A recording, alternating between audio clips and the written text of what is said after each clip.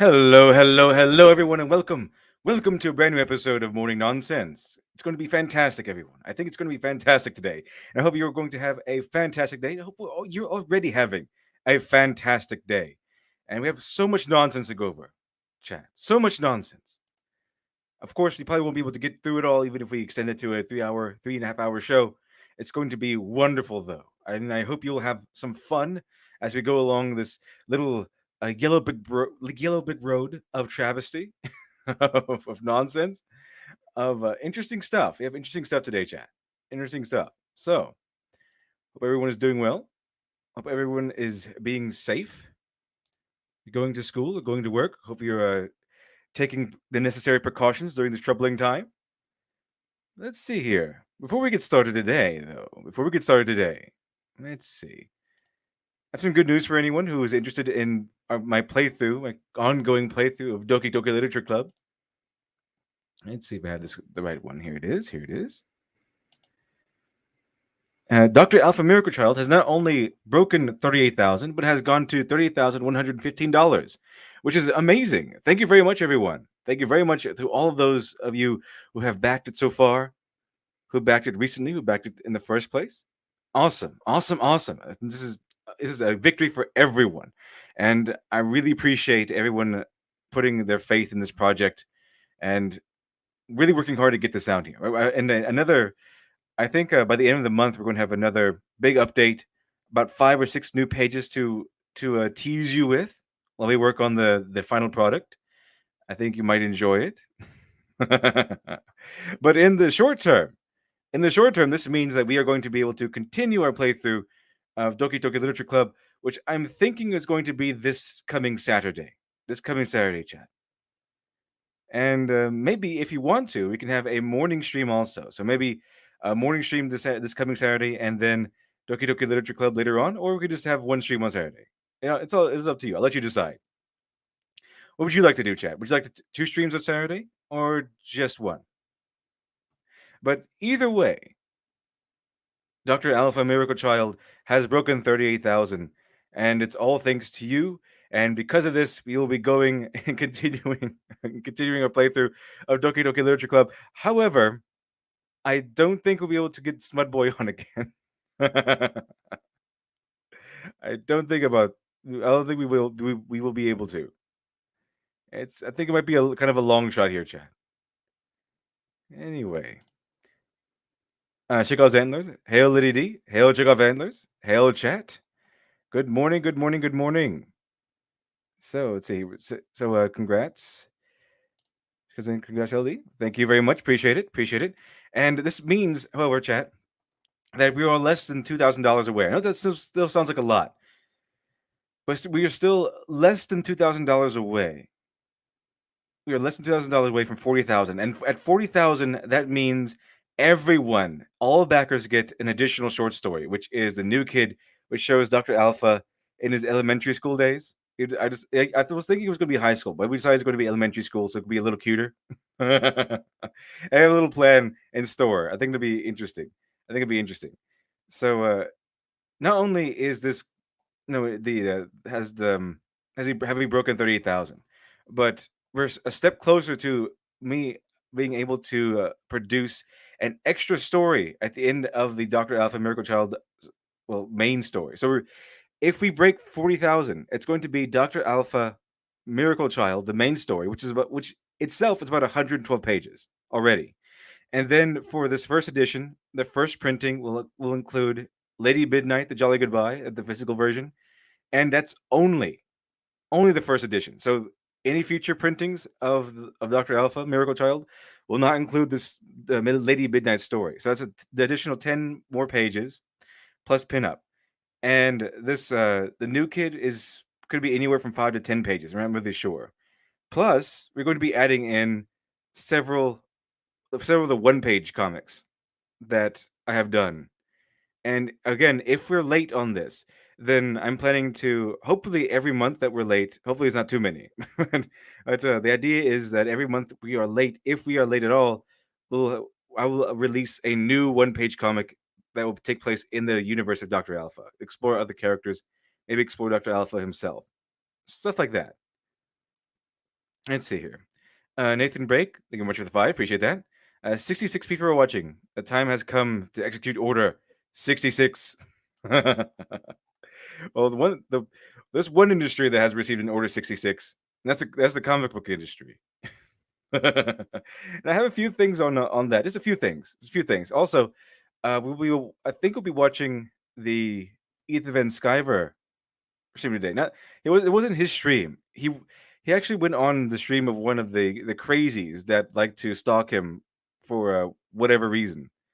I like to one of the conspiracy theorists who always spin around the one conspiracy theory or another that's talking about how he's committing fraud or how he's like I think some say he's a mob boss behind the scenes and all kinds of crazy stuff. His wife left him, which is not true at all. His wife has not left him.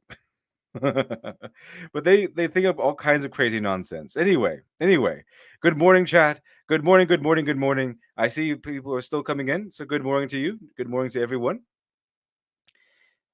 And here we go. Here we go. So, like I said, we broken 38,000 within a short term means that we will be able to cover our Doki Doki Literature Club playthrough. Hopefully, it's coming Saturday. Plan for that. And I think people have said that you would like two streams on Saturday. Yes, two streams. And Guardian Naga, yes, please, two streams. Awesome, awesome. Nif Champion, hello, hello. Both. Barry Ben says just one. Okay. I think the two streams are winning so far. So let's see here. Boomher, have you seen the Uber Woke remake of Dune? I've heard about it. I think we might cover it today. We might. There's so much stuff on the roster, but I haven't heard if it was woke or not. I just heard that they were making a remake. But apparently, John Boyega it was triggered by it. We'll see what happens because I have an article here that says he fired back at the sequels, Disney sequels, after learning that the guy who played Poe has been cast in Dune, the new Dune. Vicky, is that the Vicky first person? Yes, it is. Yes, it is. It was supposed to be a stream. Everyone was buckling down. Everyone was getting settled for a long stream of this Vicky-verse person trying to destroy Ethan Van Sciver with facts and logic. However, it kind of lasted only 22 minutes because these people are Twitter people. These crazies are Twitter people. They don't do very well when they go to YouTube. I don't know why, but they don't do very well when they go to YouTube. And when they get to YouTube, they just crumble into dust. They're all tough on Twitter, but YouTube they crumble into dust. I don't know what happens. But instead of having like an hour and a half stream, which is pretty short by stream standards, so not short but standard length for streams, it lasted about 22 minutes or so. All things were covered and debunked and obliterated in record time. Let's see. So let you know about that. So look forward to possibly two streams. See, check off Xander's two streams. Two streams would be great. Two streams, awesome, awesome. What about? So I think you're talking about the Dune remake, race swapping and gender swapping. It's woke. Okay, okay, yeah. I forgot. Were there any redheads in the original Dune when the Lynch's Dune movie? Because if there were, I know who was race swapped. Anyway, I wanted to show you a couple of the short things real quick before we begin, before we get into the meat of the nonsense of today. Let me see here. So I was even though I'm already producing this comic book, even though I've already written the script and everything. Let's see here. Make sure I got this up and right. Make sure I got this okay. All right. Even though I've already written the script that's being worked on, I still continue my education in how to produce comic books so that my future comic books will even be better than the one that I'm producing now. And let's see here. And I say that because I often buy books by pros and by the old pros, people who say that they are experienced in creating comic books and having knowledge, never discredit knowledge, always try to learn more and more and more. So as much as you can, as much as you can. Okay, and so I found a very interesting book that was written by Brian Michael Bendis, who is pretty much responsible for, almost single-handedly responsible for SJW Marvel. The infestation began with him, and he was a social justice. I think it was the infestation began with him. He was the social justice weirdo who ushered in the dark age of comics that we are living through right now. However, this book is has some pretty peculiar things in it. Almost it would seem like wrong to think these days. So I noticed it. Of course, even in that book, Brian Michael Bendis is saying things like you shouldn't do comics for money.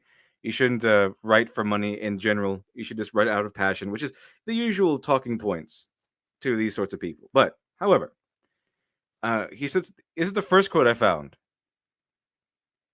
Oh, actually, this is the second quote I found, and this really plays to why inclusivity, why it fails, inclusivity, why it fails. When they're trying to be all inclusive, and they always try to say that you should put up comic books and stories that should be all inclusive. They should be as inclusive as possible. Allow everyone to join. Don't write a story that might exclude some people.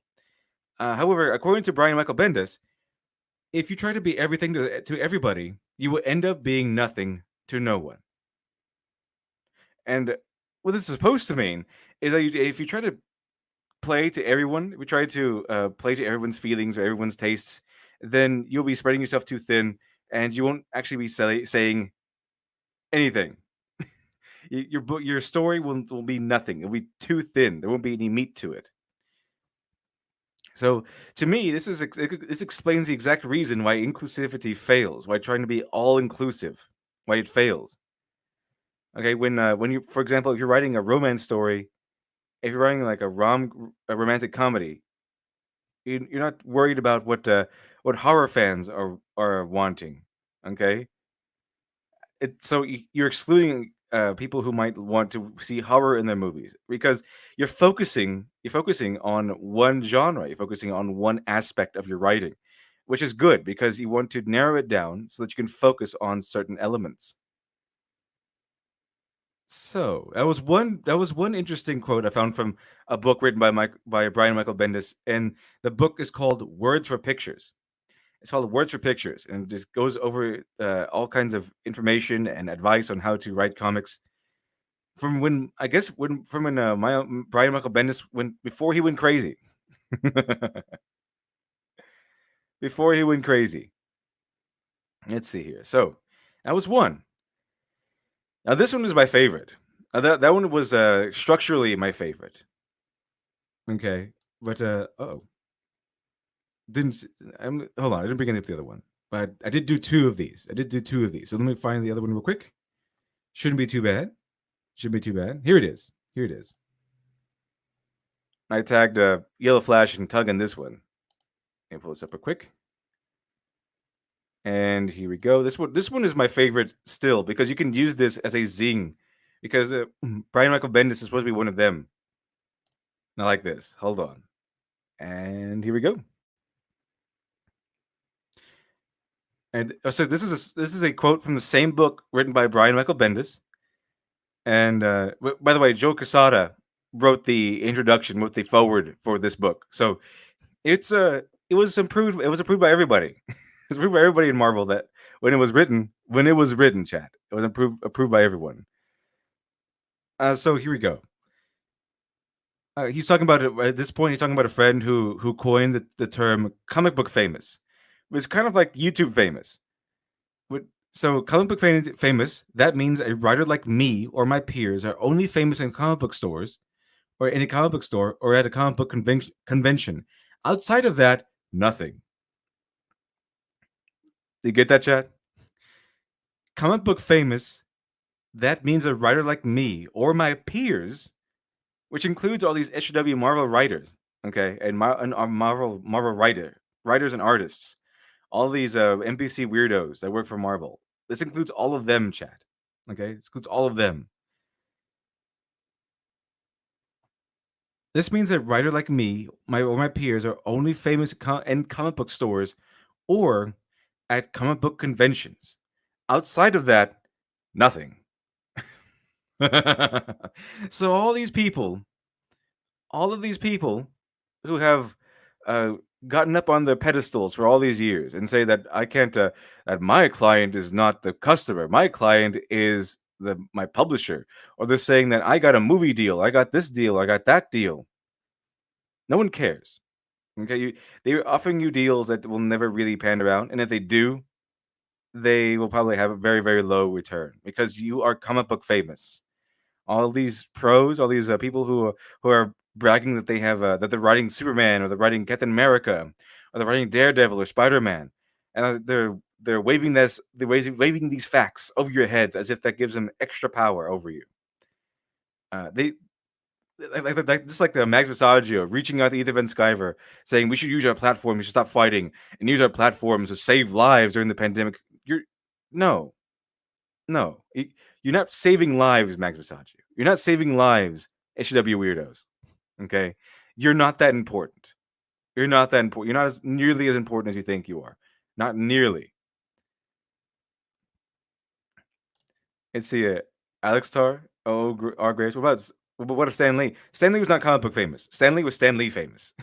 There's a difference. There's a difference. Let's see here. What about Stan Lee got famous to the mainstream at 90 years old? Yeah, he wasn't comic book famous though. He was he was legitimately famous because yeah he did comics, but he was kind of everywhere. He was elevated. He was elevated from just the comic book guy to a guy who became an inspiration for people. So I mean, yeah, you could become like Neil Gaiman. He was a comic book pro, but he elevated himself by going out and talking, by going out and becoming more than what Brian Michael Bendis says, just a writer. So he expanded his power, expanded his sphere of influence, you could say. Let's see, Serene Forge work. Stanley had talent though. That helped too. That helps too. So, but every time you want to see these pros, every time you see pros these days, these Marvel pros, they always think they're superheroes themselves. They always think they're top notch A-list celebrities, like they should be hanging out with Brad Pitt and Angelina Jolie, and they should be hanging out with all the A-listers. That's what they feel like. They feel like they're superstars. But at the end of the day, no one knows who they are if you don't have any even a remote access to to the comic book industry. So if you've been reading comic books, you probably still don't know who these people are. You probably just pick up a comic book and because you like the hero it covers, because you like the subject matter it covers, you like the genre. But these people, these artists and these writers, you probably don't really know them too well if you're not in the know, if you're not into all this weirdo stuff. So that's usually how it goes, and they don't understand this, chat. They don't understand this. They think they're the saviors, the white knights of the human race because they do comics. They think because they write Superman, they write Captain America, that they are Superman or Captain America, or because they write Thor, they are Thor, but they're not. Not even close. They're not saving lives. They're not doing any of that. They are writing comic books and complaining on Twitter. Mainly complaining on Twitter. Not really so much writing the comic books. But if you see a one of these SJW pros getting too big, they see their egos becoming too big, as if they think they're saving the world or something. I think that they are far more important than they actually are. Then you can remind them of the words of Brian Michael Bendis at that they are comic book famous. That they are not. They are famous in a comic book store. They're famous at a comic book convention, but they're not famous outside of that.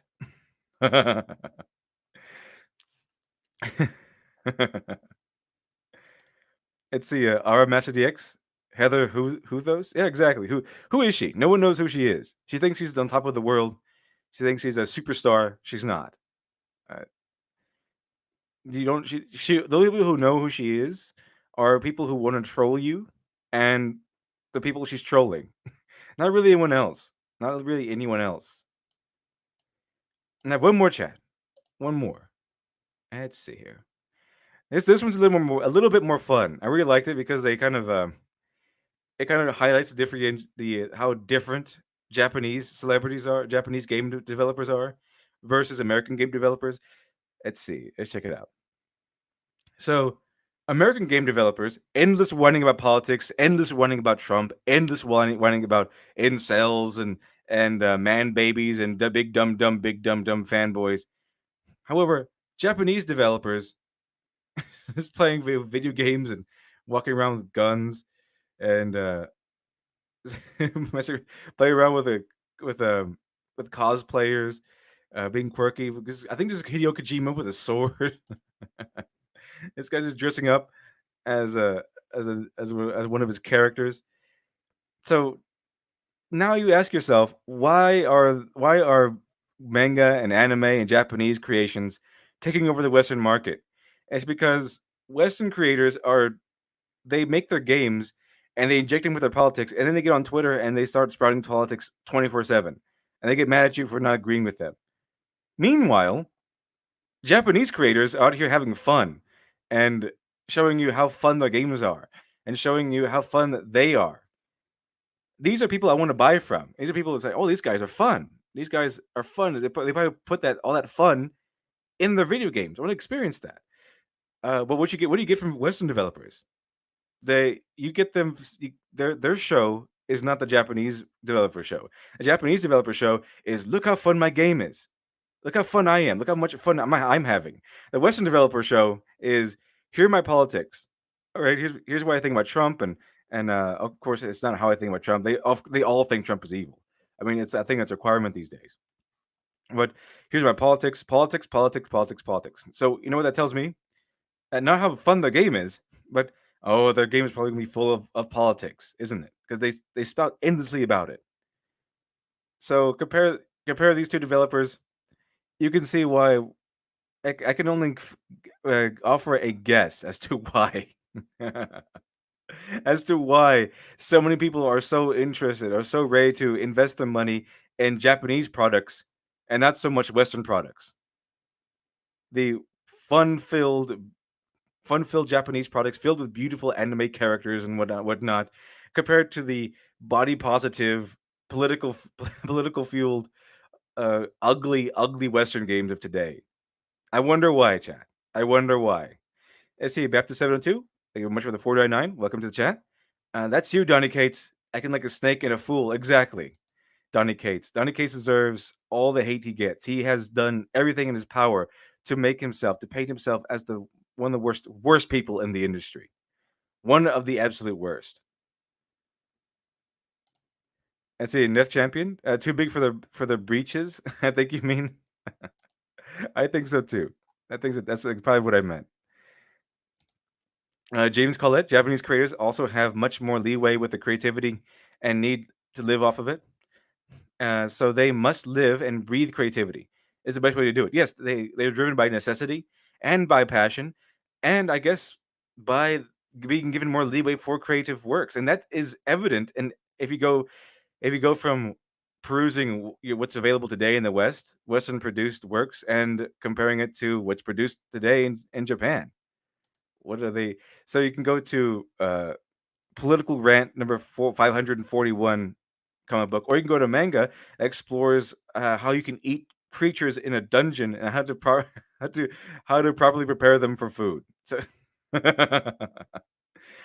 so you want political rant, political rant, political rant, political rant, slightly angry political rant, or you want to go to the Japanese stuff where you can go from an exploration of humanity and a hero who is unstoppable, or you can just do something fun with Dragon Ball Super, which is about a series about fighting and aliens and overpowered people. You can go to Goblin Slayer. You can go from Goblin Slayer is about exploring the ideas of of the small stuff, swaying the small stuff, rather as opposed to heroes who just want to get the big stuff done, and the importance of friendship and companionship, and even the smallest of tasks, and goes on and on and on. You can if you want to go back to Samurai Champloo, the anime, that one's good. That one's one of my favorites, in fact. Ghost in the Shell, and the list goes on. The list goes on. You go from the old stuff from Japan, you go to new stuff from Japan. Always something new, something interesting to explore there. Always something interesting to explore there. Or in your current modern era of Western stuff, what flavor political red you want? That's all we have to. That's all they have to offer these days. Baptist 702. I cannot wait for the next video on Superman. We need a hero like him in today's world. Oh yes, I'm still making videos, chat. It's just I don't really like to produce things that I don't like to produce shotgun content. That's just I tried. I really tried to produce something that I can do fast. And I can just do without thinking.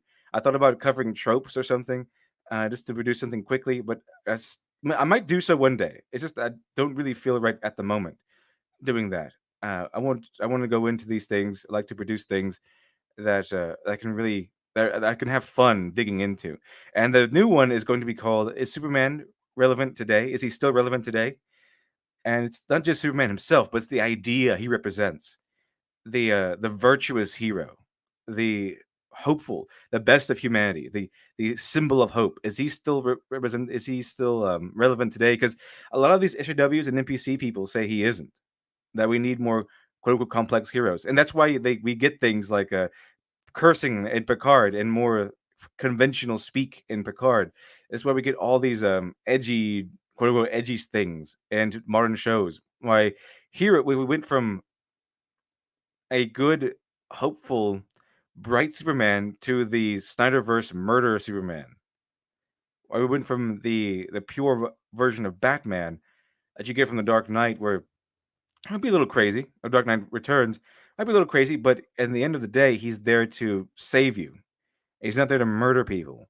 So it went from Batman who would never use lethal force to a Batman who would murder.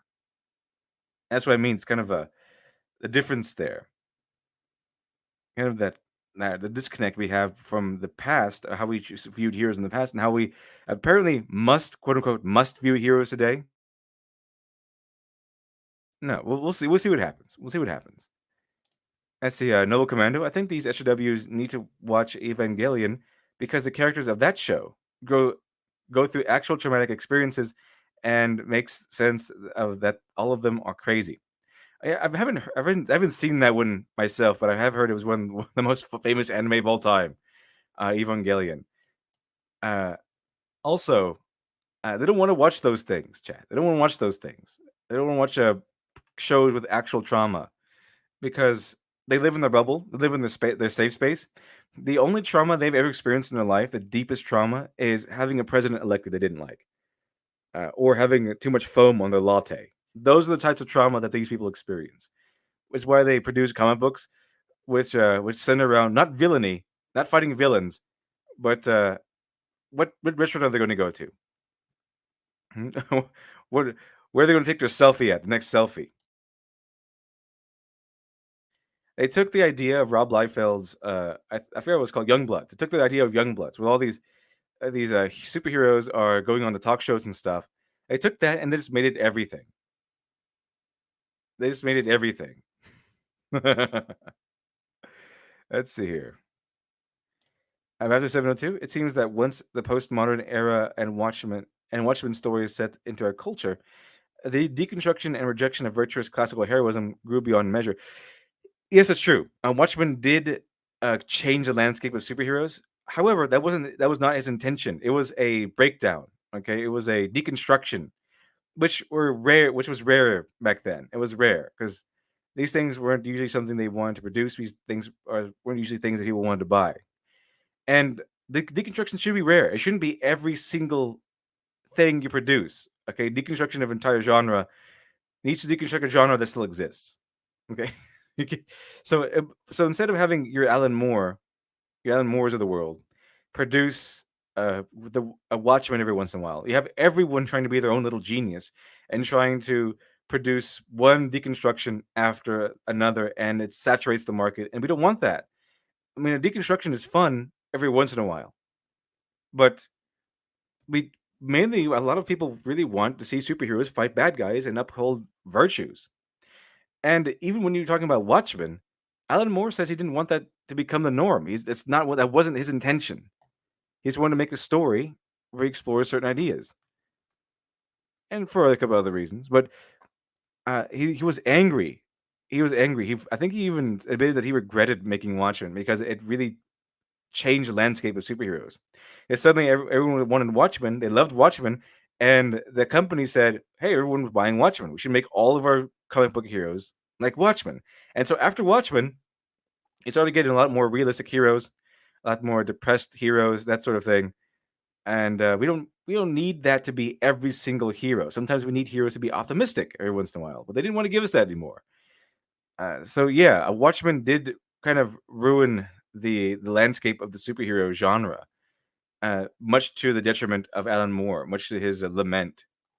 But it went how it went. It worked how it worked, and things developed as they developed, and it's pretty unfortunate. Anyway, so I have a few things to go over, and I'll let you choose whether or not you want to continue on a couple of these things. So much nonsense, like I said, Chad. So much nonsense, and I know I'm not sure if everyone saw the Hello Greedo video. I don't know. EFAP covered it. We covered it on Smudcast, but it's Smud Boy actually uncovered an old uh, Hello Greedo video, right? So we'll watch the one that everybody covered, but we also have a second one I wanted to pair it with, which is really funny because it just blows his other video out of the water because it shows his hypocrisy quite clearly. Anyway, I want to check this out real quick. Since someone mentioned the Dune remake. Let's see here. 1 second, chat. John Boyega. And here we are. So this is the article I was referencing just a while ago. John Boyega throws shade at Disney Star Wars sequels. He throws shade at the sequels after Oscar Isaac as after seeing Oscar Isaac as Duke Leto Atreides in Dune. So he's not throwing shade at Oscar Isaac. It's not a jealousy thing. It's more along the lines of, well, he hate for the sequels. I mean, who doesn't? I don't blame John Boyega for 1 second for hating the sequels because he should have been the main character. Finn should have been the main character, not Rey. And even if he was being replaced, he still got the raw end. He still got the short end of the stick. He still got the raw side of it. Because what they did with Ray with Finn during this, what they did with Ray during this is a travesty also. But what they did with Ray, what they did with Finn and all of this was also a travesty. They had such a wonderful setup, such an interesting setup, such an interesting backstory for Finn, and they made him force sensitive. And he was ready and set for his own arc, and then they just kind of forgot it, and then made him just a stereotypical comedic sidekick who was just there, whose only reason for being seems to be letting us know how awesome Ray is. Let's see, insult to human racing, much with five. Appreciate that. From John Bishop, deconstruction doesn't work once you're down to the foundation. Exactly, exactly. It's like I mentioned on another stream. I forgot which one it was. But like I mentioned on another stream. Um, let's see. There's the Star Trek Next Generation. It follows the same Star Trek formula, and that's what it's known for. That's what's famous for. It's famous for following the Star Trek formula. It begins with the captain's log, okay, and basically it follows the episode of the day. They encounter the bad guy. They encounter the moral conundrum of the day, and that's basically what happens. You start off with the captain's log. You get a info dump of information, setting up the scene and the premise of the episode, and then all that stuff happens. Okay, all that stuff happens, and then they encounter whatever development, and they overcome whatever enemy of the day. Okay, that is status quo. Then you have the episode where Picard. It's the episode after Picard gets taken by the Borg, and he goes to visit his brother, and his brother lives in a vineyard. And the most, if not all the episode, I forgot. I think most of the episode does. Most of the episode takes place with Picard visiting with his brother and kind of giving us a look into his mindset, a look into his mindset of the aftermath of what trauma he underwent being part of the Borg collective, being assimilated by the Borg. That is a break from the status quo because it's not your usual typical TNG episode, Next Generation episode, and it's fun, it's fine, it's refreshing. But if you started that, if the developers looked at that and said, "Hey, people really like this episode," and then they just made the rest of the series like that, that's Picard walking around the vineyard or something, then you would lose the audience because we're not there for that. We like that episode because it's kind of a different way of doing things. But we're really here for the info dumps and the episodic nature of TNG. We're really here for the conundrum of the week, okay, as it were. We're not here for just a we're not here for feelings. We're not here for feelings being expressed by from brother to brother. That's another whole other show. It's just different, and it's refreshing to see something different in a genre you like or in a show you like. So comparatively to Watchmen, imagine the most of TNG, most of Next Generation as the regular superhero comic book industry. Most of your status quo is good guys, virtuous heroes fighting really bad guys, and then your post Borg Vineyard episode is essentially Watchmen. So people love Watchmen. It's nice to have a refreshing new take on superheroes. Very interesting. Give us a new perspective on things. And then we want to take that and we want to jump right back into our status quo because that's what we're there for. We're there for the status quo. Watchmen is a nice break from the status quo, a nice new interesting way of looking at things. But we're not there. We're not into superheroes for Watchmen. We're into superheroes because we want to see good guys fight bad guys. It's an extension of the pulps.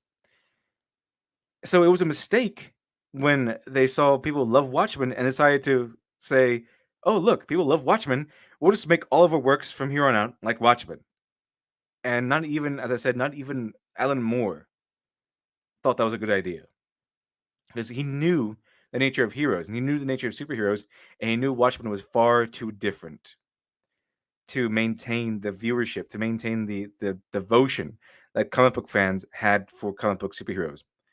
I see Nexus 906 very much of the two. Disney didn't make John the main character of China.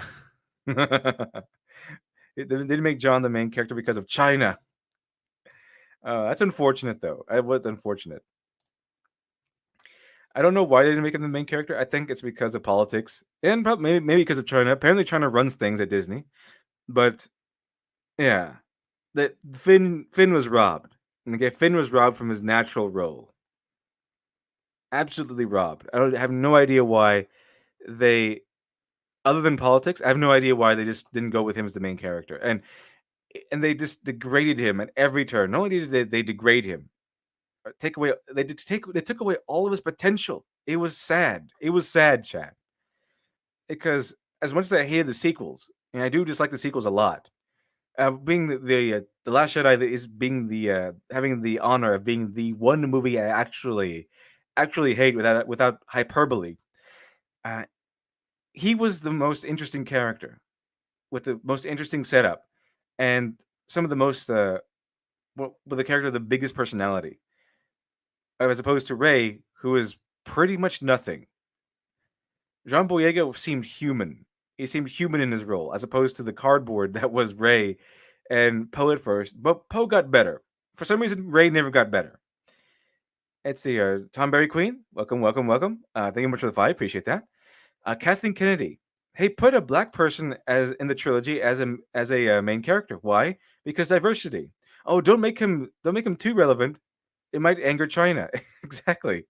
They crow about diversity and inclusivity and all this stuff all the time, and they have a black main character in Star Wars, and they have a wonderful setup for him, a very interesting setup, and not only an interesting setup, but a very telling setup, a very game changing setup because he is a stormtrooper turned from the bad guy side to the good guy side, and they do nothing with him. They do nothing with him. What kind of cinematic, what kind of narrative crime is that? That is horrible. Let's see here. Okay. Okay. So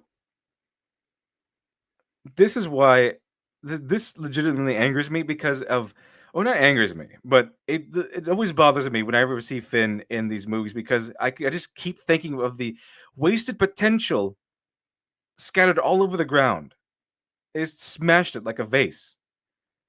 So much wasted potential here. You could just see it. Anyone could see it. Anyone could take a look at the setup for John Boyega's character Finn and see all that wasted potential. It's just a it's a cinematic crime, chat. Ah, well, that's true. Semantic dragon. They did nothing with anything. That's true. That's true. This is just they don't even see like movies. They feel like this images strung together with no real cause and effect. They just like here. Okay, this stuff needs to happen in this movie. It's terrible, Chad. But anyway, let's take a look at see what he has. Angel of Thy Sword. Deconstructing an existing foundation will always cause more harm than good, unless there is a potential for growth from the perspectives of both new creators and those resided upon the foundation. Exactly. I mean, if there's potential for growth, then fantastic. But usually we don't need that many deconstructions. We need maybe one every once in a while, but not every single one needs to be deconstructing the daily life of a superhero, the superhero in general. I don't need to know where they go eat. I don't need when they're going to take selfies, or I don't need to see them on talk shows, unless it's narratively relevant. Unless it leads into me seeing them fight a bad guy. Okay, that's what I need them to do. But fighting bad guys seems to be the second priority. Sometimes I don't know. They even fight them off screen. Sometimes, sometimes I've seen that, or they add in a bad guy just to cause a conflict, not really because the bad guys are the ones driving the plot. They just kind of show up and get defeated by the hero, just so they can get the hero stuff out of the way and they can go back to their daily life, human drama, and taking selfies. So anyway, John Boyega throws shade at Disney Star Wars sequels after seeing Oscar Isaac as Duke Leto, Atreides in Dune.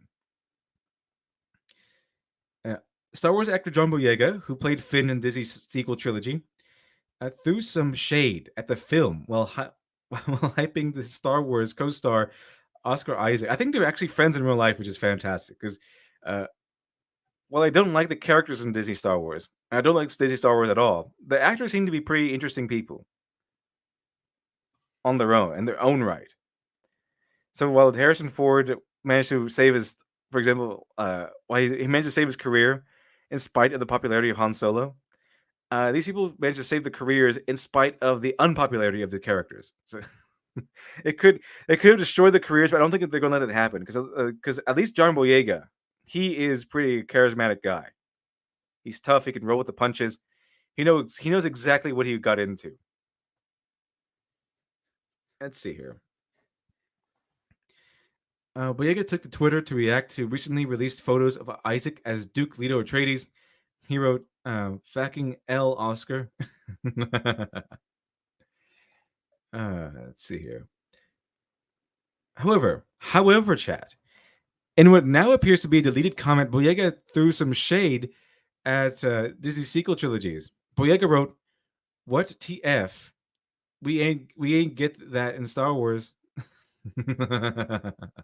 Yeah, you didn't, because they didn't play any of these people to their best potential. The comment was shared to the Star Wars subreddit, saltier than crate, a planet of salt, and by multiple people on Twitter. So he says, "What the f? We ain't got that on Star Wars." Yeah, you didn't get anything on Star Wars, did you? Not really contractually obligated that much anymore. I don't know how long your contracts are, but now you could start throwing shade. I think you're safe to throw shade. Let's see. So that's the post right here. And Oscar Isaac is looking good. He's looking very regal.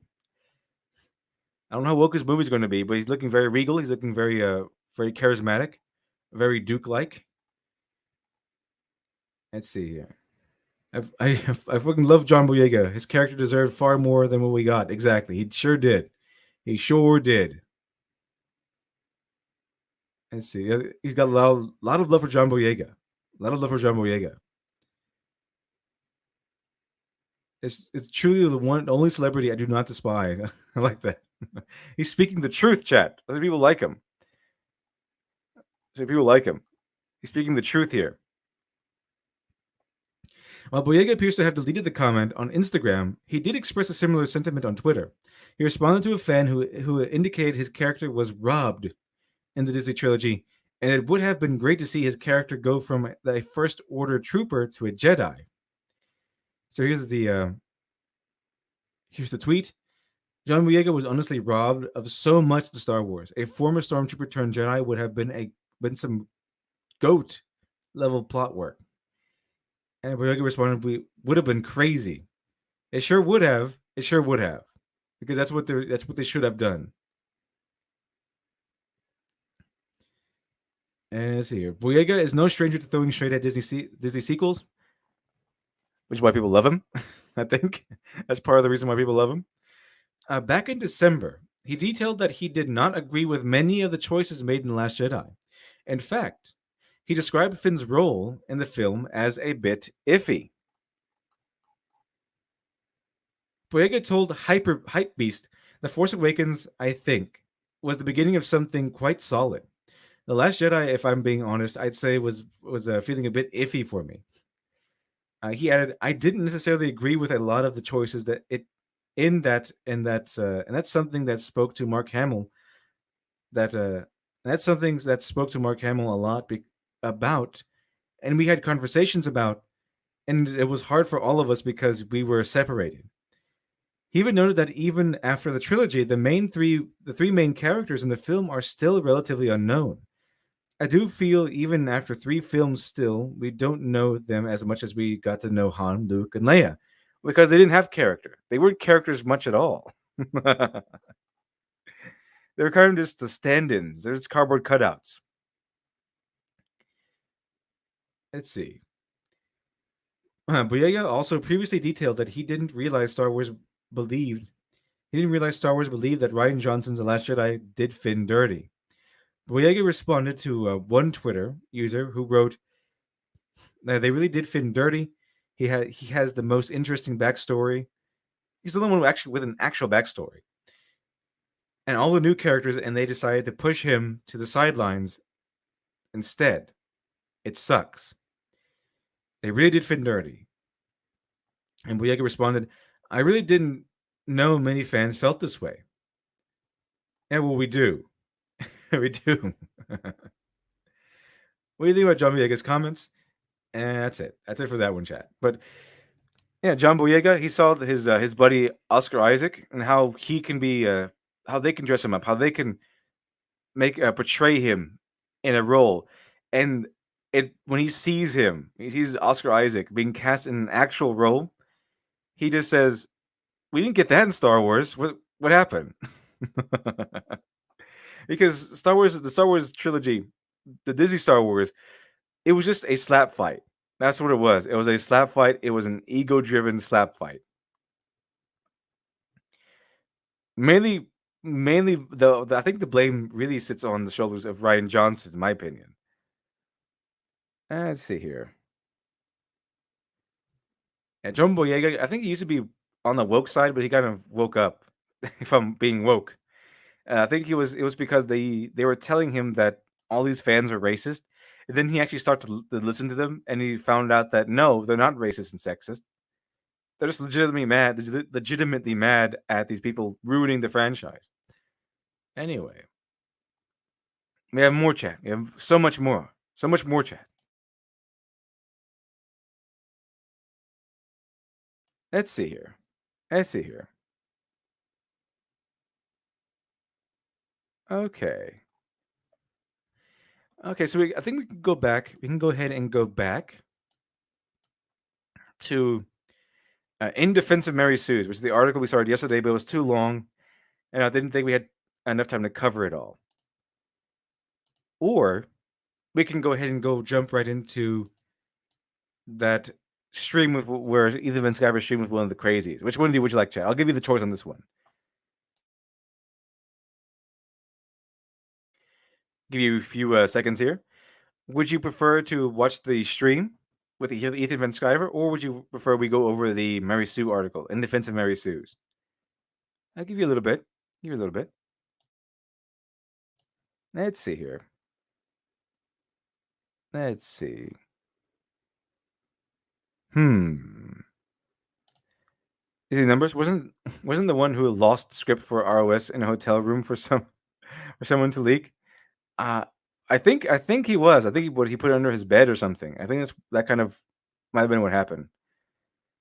So okay, so I'm hearing stream Van Sciver. Okay, stream first. Okay.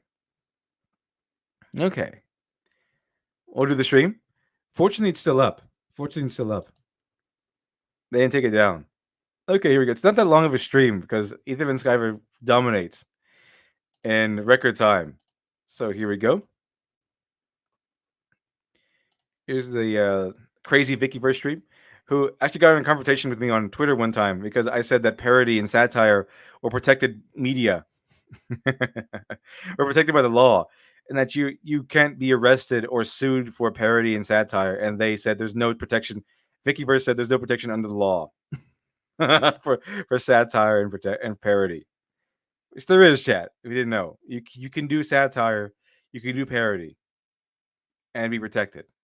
The satire is a little more iffy in the law. Just make sure that you can't, basically, just as long as your product can't be confused for the real thing, you're safe. That's essentially what the whole matter boils down to. So if you make a product where like for example the whole situation over the Solo, the Stealing Solo by I think Jeremy from Geeks and Gamers. I think no, World Class Bullshitters. That's it. World Class Bullshitters. He produced a comic book called Stealing Solo, and they said, "Oh, this is a infringement." It's not, because you can use a celebrity's likeness because they're a public figure. You just can't use their likeness. I mean, you can use it in a parody and satire as long as it's clear that it's not them and that they can't be confused with them at all. It's so as long as he had a parody version of Harrison Ford in his comic, he's fine. It can't be confused with the real Harrison Ford, so he's fine on that front.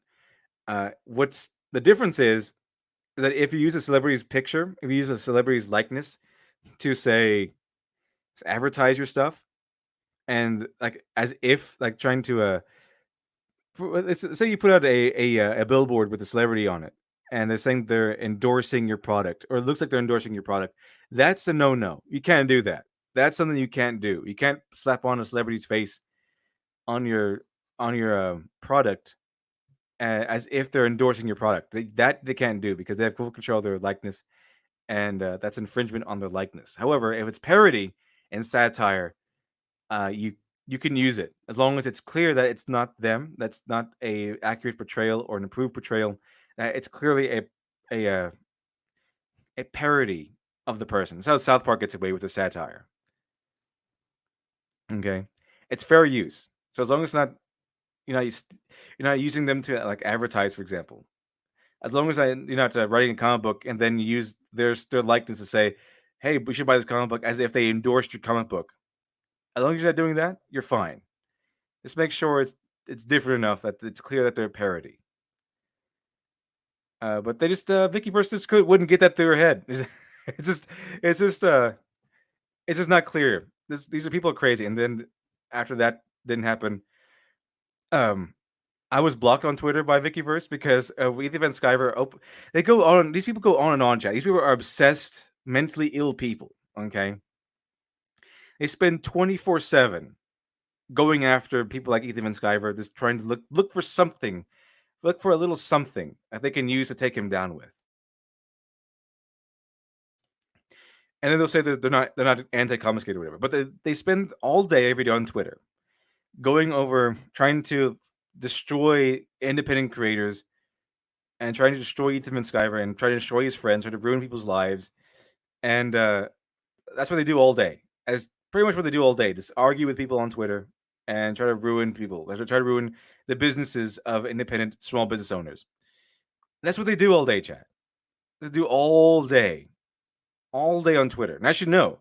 I had to spend almost 2 days arguing with these people on the matter I just got finished discussing. So it was awful. I don't know how they tweet this much. Okay, I don't know how they tweet this much. I had to voluntarily stop arguing with them because they just wouldn't stop. They wouldn't stop. They wouldn't stop. They lost. They clearly lost the argument, but they wouldn't stop, and they have nothing better to do all day. And this was before the pandemic, by the way. It's way before the pandemic. So they had nothing to do all day before the pandemic. So these are the kind of people you're talking about. And the reason why I got blocked on Twitter by Vickyverse is because Ethan Van Sciver opened himself up to criticism. He got his StreamYard's link and he put it into the chat and openly invited people to come into the stream and hash things out. They so I went on Twitter and I said, okay, you want to confront Ethan Van Sciver with all the stuff you have on him, with all the you've been doing it every day on Twitter. Here's your chance to go into his chat, go into his live stream, and confront him more or less face to face, internet face to face. They did not like that chat. They got really angry with me because I said because I told them, hey, there's an avenue open where you can go in and talk at the Ethan Van Sciver face to face and bring all your grievances to air in front of his audience, in front of him, where he cannot run. Okay, and they got mad at me because I told them to stick to their principle. I told them to uphold the same things they uphold every day on Twitter, to uphold it, to go on his channel and do it live. Uphold it right to his face. They could not stand that chat. So now that she has her own channel, and by the way, their excuses were more or less, we don't want to make Ethan money. He's going to get super chats if we go on there, or uh, it's a hostile ground that no one should do that. No one in the right mind should do that. That's what they're saying to me, Chat. These are the things that they're saying to me. No one in the right mind would go in on someone else's channel and make them money. I don't want to make Ethan Van Sciver money. And then so Vickyverse comes out with her own YouTube channel and makes a makes a video on one of the many accusations they're accusing of Ethan Van Sciver. The latest one being that his Ribbit coins, which by the way he refunded everybody. His Ribbit coins were advertised as 99% silver, which they turned out not to be 99% silver. And during this, it's supposed to be this big gotcha moment, and they're literally saying that he is guilty of mail fraud. And Vickyverse's video is, did Ethan Van Sciver commit mail fraud? And she uses that what I call the journalist question mark, which is essentially a journalist openly accusing you of something, but they put a question mark at the end to make it into a question, so they can't be accused of accusing people. So they'll say celebrity XYZ is a I don't know, is a wife beater. They say they reported. They say they have an article called Johnny Depp was a wife beater, for example. They'll put a question mark at the end saying, so it goes from Johnny Depp as a wife beater, which could be getting them into actionable something actionable. It could be taking them to court over that, to Johnny Depp as a wife beater. So it goes from an accusation, a full blown accusation, to, well, it's just a question. And she even gives that excuse. She didn't say. He says, "I didn't accuse you of anything, Ethan. I made it a question. I was wondering. I was just looking into things." Okay. No, if you wanted to do that, you would say Ethan Van Sciver might have committed mail fraud. Here's why. Okay, it's not Ethan Van Sciver has committed mail fraud.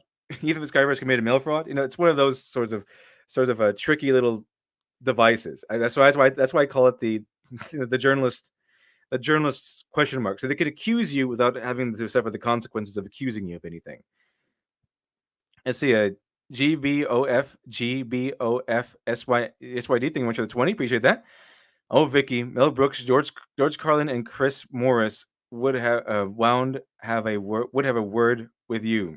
Yeah, these people are cowards, chat. They're cowards. So what she did was, after refusing my invitation to go on to Ethan Van Sciver's stream, after saying, hey, he has an open avenue where you can go on his stream, and them telling me over and over and over again that they don't want to go on the stream making money. They don't want to go into a den of lions. They don't want to do that, chat. now that the shoe's on the other foot, now that she has her own YouTube channel and she openly invites Ethan Van Sciver on stream, and Ethan Van Sciver jumps right in. He jumps right into hostile territory. He walks right into that Coliseum and dominates.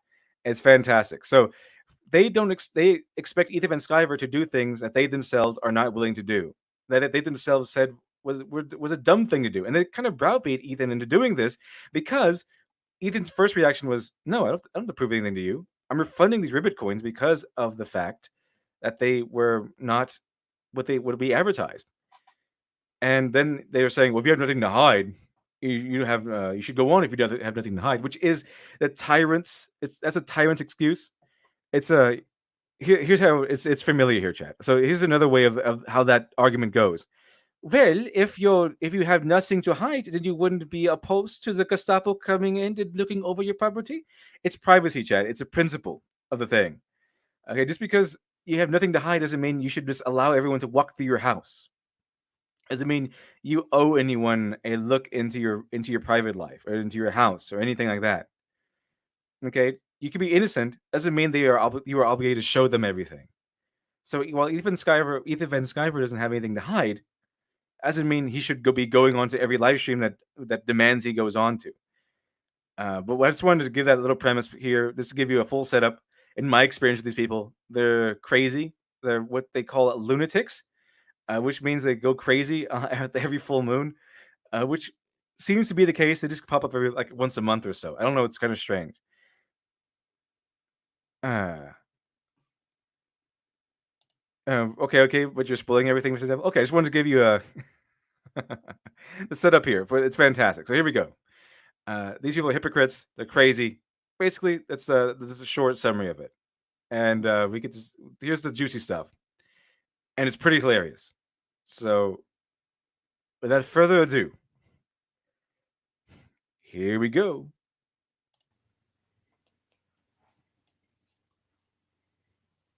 And there we are. Gosh, this is weird. Hello, everybody. I don't know if the lag has caught up yet or not. Welcome to my channel and my very first live stream. I'm talking here tonight with Ethan Van Sciver. Hello, it's a pleasure to be here with you. Happy to. Okay, everyone always talks about this outfit. The outfit he chose to wear during this confrontation. Okay.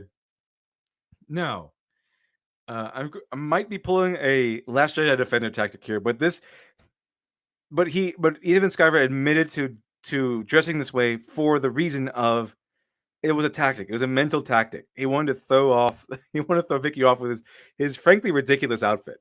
He wanted to dress the nines. Let's see here. Tyler Preston. Funny story. I responded to Preston Poulter's video on Donny Cates' drunk call to EVS. Preston responded back to me and asked me to come on his show. I declined. Yeah, he's desperate. He's desperate for people, chat. People beg to be on Van Sciver's show. Preston Poulter begs people to be on his show. It's kind of the opposite there. But I mean, you can go on if you want. I don't know. To me, it might be a waste of time. Anyway, but here's the thing, chat. Okay, so Ethan Van Sciver admitted to dressing this way for the to gain to throw off Vicky. Okay, which might be pretty easy to do because you're a kind of excitable dog. Anyway, this is an age-old tactic, by the way, chat. This is an age-old tactic. This was a tactic actually kind of used by the very famous samurai Musashi Miyamoto. He did things like this. He would, for example, there was a duel between Musashi Miyamoto and some other samurai where he arrived with a boat and he used an oar instead of a sword, and which gave him a lot of advantage. And he just with one blow killed the samurai, left back on his boat. There's another one where he arrived late, very very late, when he knew his opponent arrived early to throw him off, and his opponent was so angry that he was not in his right of mind, and Musashi Miyamoto won because Musashi had a clear head. He was well rested. while his opponent was angry and frustrated and cloudy in the mind because he was so angry and so frustrated that he lost. Another time was when he arrived early because he knew that his enemies would arrive late or arrive on time, thinking that he would arrive late because he was known for arriving late and doing that exact tactic. So he arrived early and saw that his enemies were building up an ambush. So he was well aware of the ambush because he arrived early because the enemies were expecting to arrive late. So this is actually an age-old tactic that Ethan Van Sciver is using, and I think it worked. Charles Bosserman, thank you much for two. Masashi Miyamoto versus Kojiro Sasaki. Yes, that's it. That's it. I forgot the other guy's name, but yes, that's it. Thank you very much, Charles Bosserman. Appreciate that. Appreciate that. Also, read the Five Rings by Masashi Miyamoto. Interesting read. Interesting read. Oh no. Anyway, uh, Aura Master DX doesn't Renfrew do this too? I don't know. I don't think she has a YouTube channel or anything. She appeared one time. She appeared on stream, and it kind of destroyed all of her credibility because they don't do very well on streams. They don't do. I don't know why. They don't do very well on YouTube, especially not on live streams. It doesn't work that way. I don't know why. I don't know why, chat. It just it always turns out that way. Every time they try to step into the YouTube Coliseum, they kind of fall on their face. Happy to be on your show. All right. So I guess today we're just going to talk about the Ribbitcoin campaign and what all happened and where it's going from here. So a little background for those who don't know. Just Vicky, if you go down, here's the thing. You've got the camera zoomed in really close on me. Doesn't matter because you're not showing yourself. There you go. Perfect. Now you can see my office. You could see my work environment. I think that's important. The hat is great. Thanks. You're welcome.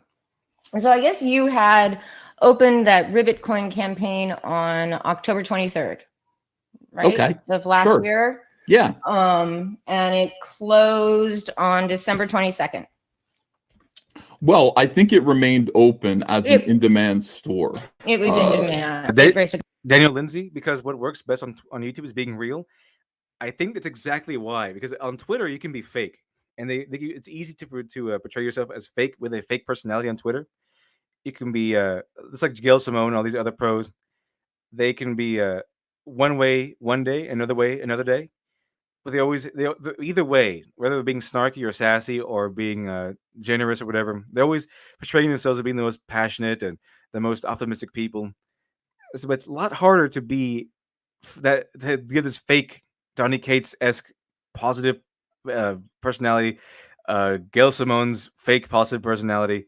It's really difficult to do that on YouTube when we can hear your voice and we can hear the nuance in your voice. So on Twitter, we can imagine you speaking normally, and this is how you actually speak. You're speaking valiantly. This is how you actually speak. On YouTube, when you're using this fake persona, it's easy to hear the lack of passion, the roboticness, the lack of humanity in your voice. It's very easy to notice these things.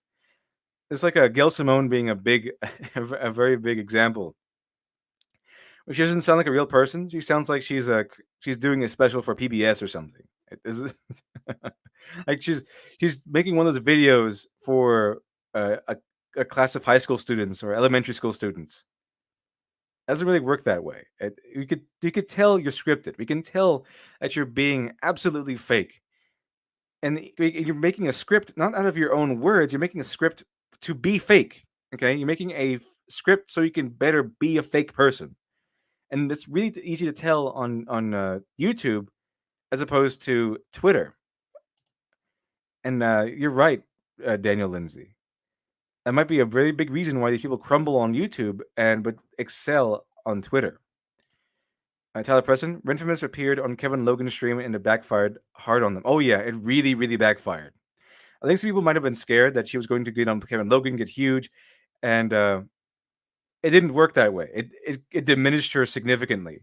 It's like her edition in Deadbeats. She's bragging about how she's going to have a comic book.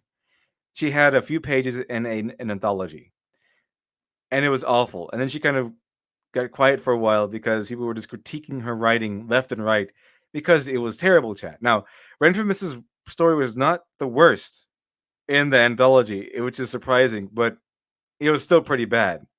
I probably should just know how people work. Anyway, watch people chat. Okay, you have to understand how people work, how people, the motivations behind people. Just go study Agatha Christie. Okay, Agatha Christie does this very well. And she knows how to people. She knows how people work, how they think, how they go from good guys to bad guys. It's pretty good. It's pretty good. Dr. Crow, thank you much for $1.99. Every girl's crazy about a sharp dressed man. Oh, absolutely, absolutely. Can't deny a sharply dressed man, especially not not a man dressed this sharp. It's view carefully, chat. Might get a cut on your eye. He's really this is dressed to the nines. Anyway, let's continue. A couple Right. of thousand after in demand. Right. Yeah. By the way, if you're just joining us, don't worry, you didn't miss anything. They're just doing the setup here, so you just missed an hour and a minute and a half. Anyway, they're about to really get into it. And then probably about a week before is when you had read that description about the on live stream with A week before what? What do you mean? A week before? a week before the campaign closed, before it went into demand. So it was about 7 days, if I remember correctly. So that would have been somewhere around the 16th, 17th, something like that. Okay. And you had read the description that the coins were 99% pure silver and straight from the mint. Right. That was from my video. I went ahead and I got a clip of that and I played it. When did you first have those in your hand? The ribbit coins, I got some samples probably way before that. I got samples of ribbit coin probably in September. By the way, chat, let me see here. Tyler Preston, I completely forgot about Deadbeats. Maybe it was so bad that my brain suppressed it. Yeah, people didn't forget about that because it was so bad. It was so bad that I think people who bought it should be given a refund. They should have paid people. They should have paid people to buy that book, to get that book. But speaking on that topic, because it's not a topic that was isolated, people have approached me on Twitter. At least a few people have expressed their interest on Twitter about watching the coverage of Deadbeats. Now, I think I deleted the original stream because I think either something happened or I deleted it for safety reasons because I was covering people like Renfamous. These are people who would have no qualms about false flagging your streams. But I was thinking about covering it again on the morning nonsense. And now, if you want me to, just say yes in the chat, and I'll cover it on a future morning nonsense. If you don't, because I already covered it before, but if you don't want me to cover it again, then say no. And whatever you decide, we'll go with. If you say yes, I'll cover it on a future morning stream. If you say no, then we'll forget all about it. I just wanted to make that known that I did cover it. I just deleted the stream, I believe, for safety reasons. I can't remember exactly why, but I think it was for safety reasons why I deleted it. But it was pretty forgettable. Anyway. They were given to me by the licensee who received them from Merrick Mint, which is in Virginia. Now, Merrick Mint, they have a website. You can go to see their website, and you could see that they make these coins. They make them. I actually. Okay, getting a lot of yeses in the chat. Yes. Okay, getting a lot of yeses. All right. So, okay, we'll go ahead and cover Deadbeat on a future morning nonsense. Maybe even tomorrow. Who knows? Maybe even tomorrow. We'll see. We'll see how it goes. But since you said yes, okay, since you're people here right now and supporting the stream, and you're saying yes, then we'll cover it. Awesome. No problem at all. I still have it. I still have a chat. I haven't read all of it. I could not read all of it. I could not bring myself to read all of it. It is horrible. It is some of the worst stuff I have ever read in my life. I've read a lot of things, chat. I read a lot of things. I read a lot of fan fiction. I read a lot of amateur fiction. I read a lot of people who have frankly have no business writing fiction. And Deadbeat still. I've seen Ryan Johnson's The Last Jedi, and it's still the worst thing I have seen. It's awful. It's still awful. It's the worst thing I have ever read in my history of reading. So,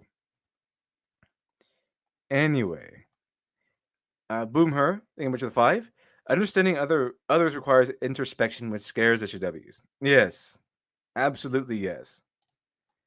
They cannot stand that. They cannot stand retrospection. They need to see themselves as the best of all people, as the best of everything, best of all worlds. Chat. They need to see themselves as on top of the moral heap.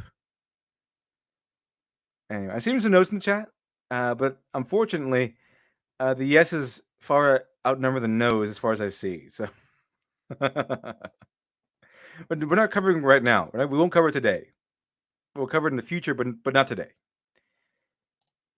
Daniel Lindsay, LD, is it worse than Gotham High? Oh yes, I would read Gotham High. Well, not 100 times, or maybe even 10. Maybe I read Gotham High maybe 2 or 3 more times before I would voluntarily read Deadbeats ever. I would read Gotham High easily, hands down. Gotham High is a far superior product than Deadbeats. It's Deadbeats is just awful. It's just a terrible, terrible work. It should go down in history, right next to The Last Jedi, as an example of what not to do. This is why, by the way, chat, the only positive thing they can do to market the book is to say that it came out on time. Well, I mean, you had like what 50 creators on that thing. At the very least, it could come out on time. Okay, most people working on comics these days, it's a team of 2, maybe 3, sometimes even 1. But you had 50 on there. At the very least, it should have come out on time. Okay. Anyway, let's continue. Investigated this myself yesterday. That's how that's the first time I actually looked at Merrick Mint. They make these coins for whoever wants. So you could go in there. You could give them a picture of your wedding photo. You could give them a picture of your dog with blue hair. They will put that dog with blue hair on any coin. Right. This is There where you you go. got the description from, the colorizing coin Well, description hold on now. and how that all goes. I didn't get the description. The licensee got the description. Do you understand? Cyberfrog was licensed from me by a licensee, okay, who is in business with Merrick Mint, and they said, "Hey, we're gonna make these coins. You promote them, and for that, you will receive a very humble stipend." Okay. Well, normally, By the way, chat, the Ribbit coin, if you didn't know, Ethan Skyver has a property called Cyberfrog, and his first one was Cyberfrog Blood Honey. He now has Cyberfrog. Is another one. He has an anthology, I think, that he just came out with, and it's basically put a remastering of all the old Cyberfrog stuff, because the old Cyberfrog was from the 90s. So I think it's called Unforgettable Tales or Unforgettable Tales or something like that. But he had the remastering, and recently has Wreck Planet. So he controls the Cyberfrog intellectual property. But he also likes to produce additional merchandise. For example, he's going to have like a chicken box for his new one. It's $200, but you get everything in it. You get like 7 things or 7 to 10 items in it, things like that. And he offers things like shirts. Now I think you can buy shirts from his crypto fashion account. You can do all sorts of. You get all sorts of merchandise, trading cards. You get a free trading card, by the way, Chad. If you support him on his YouTube channel, if you become a member, his current model is 1 monthly trading card, which he then will make into a collectible by destroying the other ones. But the Ribbit coin was supposed to be a Cyberfrog commemorable coin. It's going to have Ethan Van Sciver art on it from the actual book. So it's going to have Ethan Van Sciver Cyberfrog art on the coin. Okay. And so he ran a campaign, or I'm not sure if he ran it, but he entered a deal with these people, and the coins were just, here's a set of beautifully done Cyberfrog coins. And That's basically what we're talking about here. So he sold Cyberfrog coins or was involved in the selling of Cyberfrog coins, and then it was advertised as 99% silver, and then that's when he refunded when it turned out not to be 99% silver. Just I think the silver plated or something like that. But he managed to convince the company to refund everyone. They get to keep the coins. They just get their coins refunded. So get their money back. Basically, they got the coins for free because Ethan Van Sciver didn't want to hold on to money that that was spent on something that they're not getting. So he's devoted to customer service on that part, and he refunded everybody. Everybody's getting refunds on that. When you have a licensee, you would license a small portion of your IP, what they can do with it. In this case, it would be put it on some coins, and then they would go ahead and they would be able to sell that on their own. Mm-hmm. But this was strictly just for your Indiegogo campaign? Well, I mean, here's the thing. My licensee believes that Indiegogo and crowdfunding and marketing on the internet is the way of the future. Indeed, using my platform to sell things that they can make and I can't seem like a good idea to them. And frankly, as somebody who owns my own IP, I own Cyberfrog. Happily, it's mine. I want to get more merchandise out there. I'm excited about people. Now, coins, to be honest with you, I couldn't have given a shit about putting coins out there. It's not my thing. I don't know anything about coins. I don't know anything about coin collecting. Coin collecting to me is like baseball card collecting. I don't know anything about that either. So it'd be very easy to snow me on coin collecting. It'd be very easy to snow me on baseball card collecting. However, that's not what happened here. That's not what happened in this case. As we will demonstrate, I will actually show you, Vicky. Okay, but yeah, before he gets into this, two things. Hatch 450SX, Honey Box, $200 collectible comic box, Chicken Box, shipping box. They're different. Okay, yeah, so there's two different boxes. But the Honeycomb box, that's the one that comes with everything, I think, with 7 to 10 items. And then he has another one called the Chicken Box, I think, which was a little bit different. It looks like a product right out of the Cyberpunk universe. I think it's customized shipping boxes on that one. But the main point is, Ethan Van Sciver isn't just producing comic books of Cyberpunk, he's producing other merchandise for it. And let's see here. Angel the Sword, they seem to be prepared to make accusations on live interviews. Oh, definitely. However, they fail to have a contingency because they never considered the possibility that they're wrong. So, yeah, I'm pretty sure Vicky went on the stream thinking she was going to just obliterate Ethan Van Sciver. She thought she had all the facts, but she didn't. Didn't turn out too well. Because Angel the Sword, you're correct. They never think they're wrong. They never think they're wrong. They always think they're in the right. They always think they've uncovered the secret underbelly of these people. The secret conspiracy that lies beneath. They always think they found it. But they haven't, because there's not one that exists. Okay? It's just, as far as we've seen, it's just a guy trying to sell stuff to make money, which is what small business owners are supposed to be doing anyway. But in any case, the internet marketing Cyberfrog merchandise seemed like a good idea. And I'm working with another company that's interested in putting out all kinds of Cyberfrog stuff.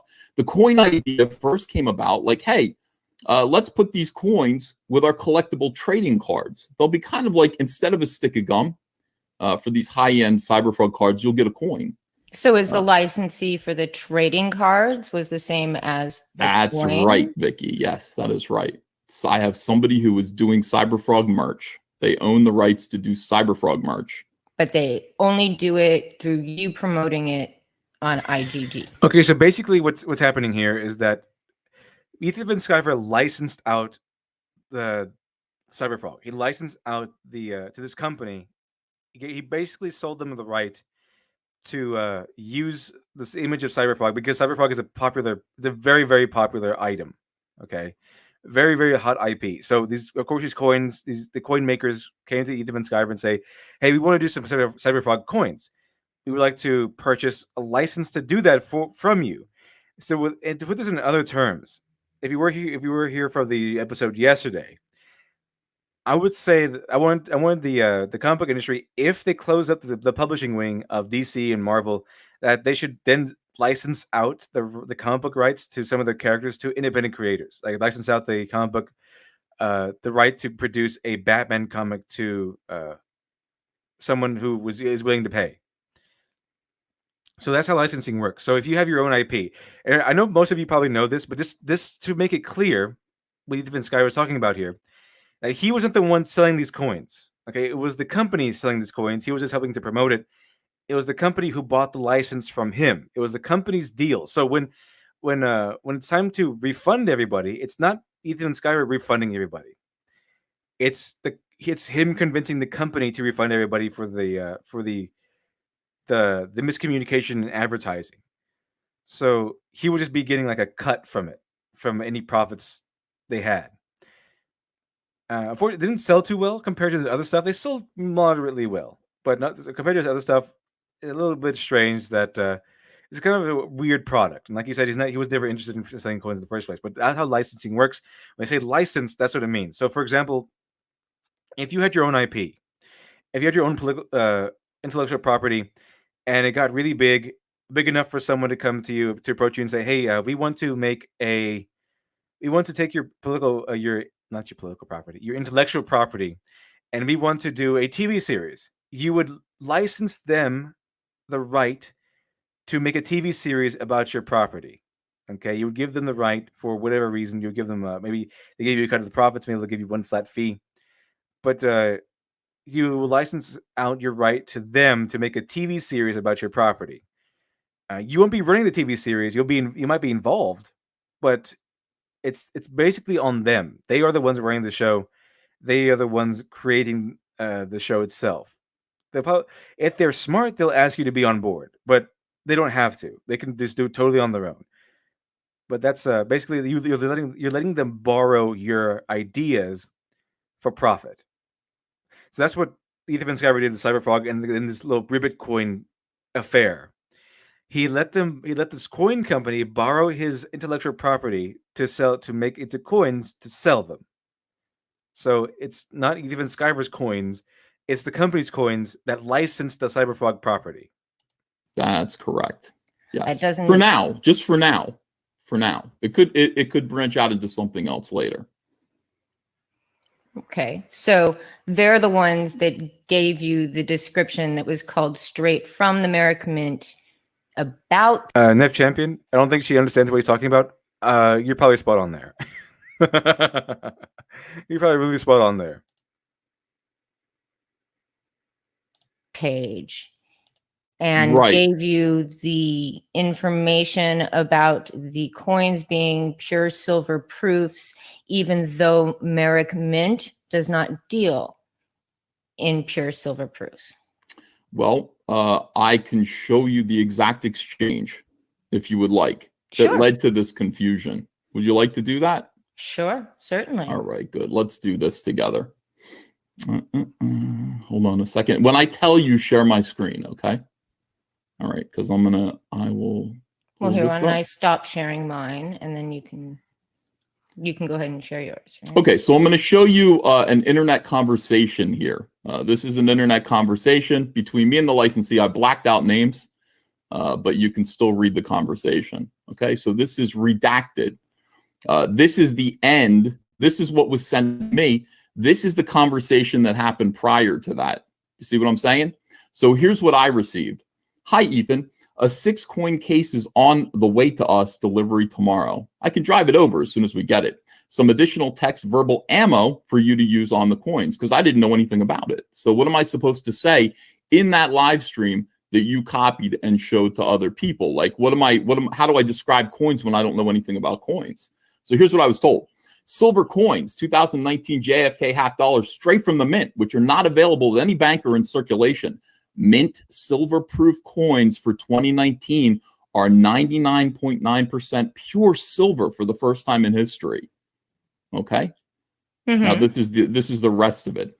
So this is what I was given. Now, how did this come about? It came about through this conversation with Merrick Mint here and my licensee. Hi, we have some nitpicky buyers who ask questions I don't have the ammo to answer. The silver coins from the mint you're using, is this a proper representation? And this is a link to show 40% silver half dollars. See what I'm saying? Right. Also, do you have a technical description of how the art is bonded with the coin? That ended up right here. The Merrick Mint responds, 24 karat gold plated. So that's the gold. The silver coin is the actual coin as it comes from the mint, not silver plated. You see the confusion that's already formulating here? No, the silver is the actual coin.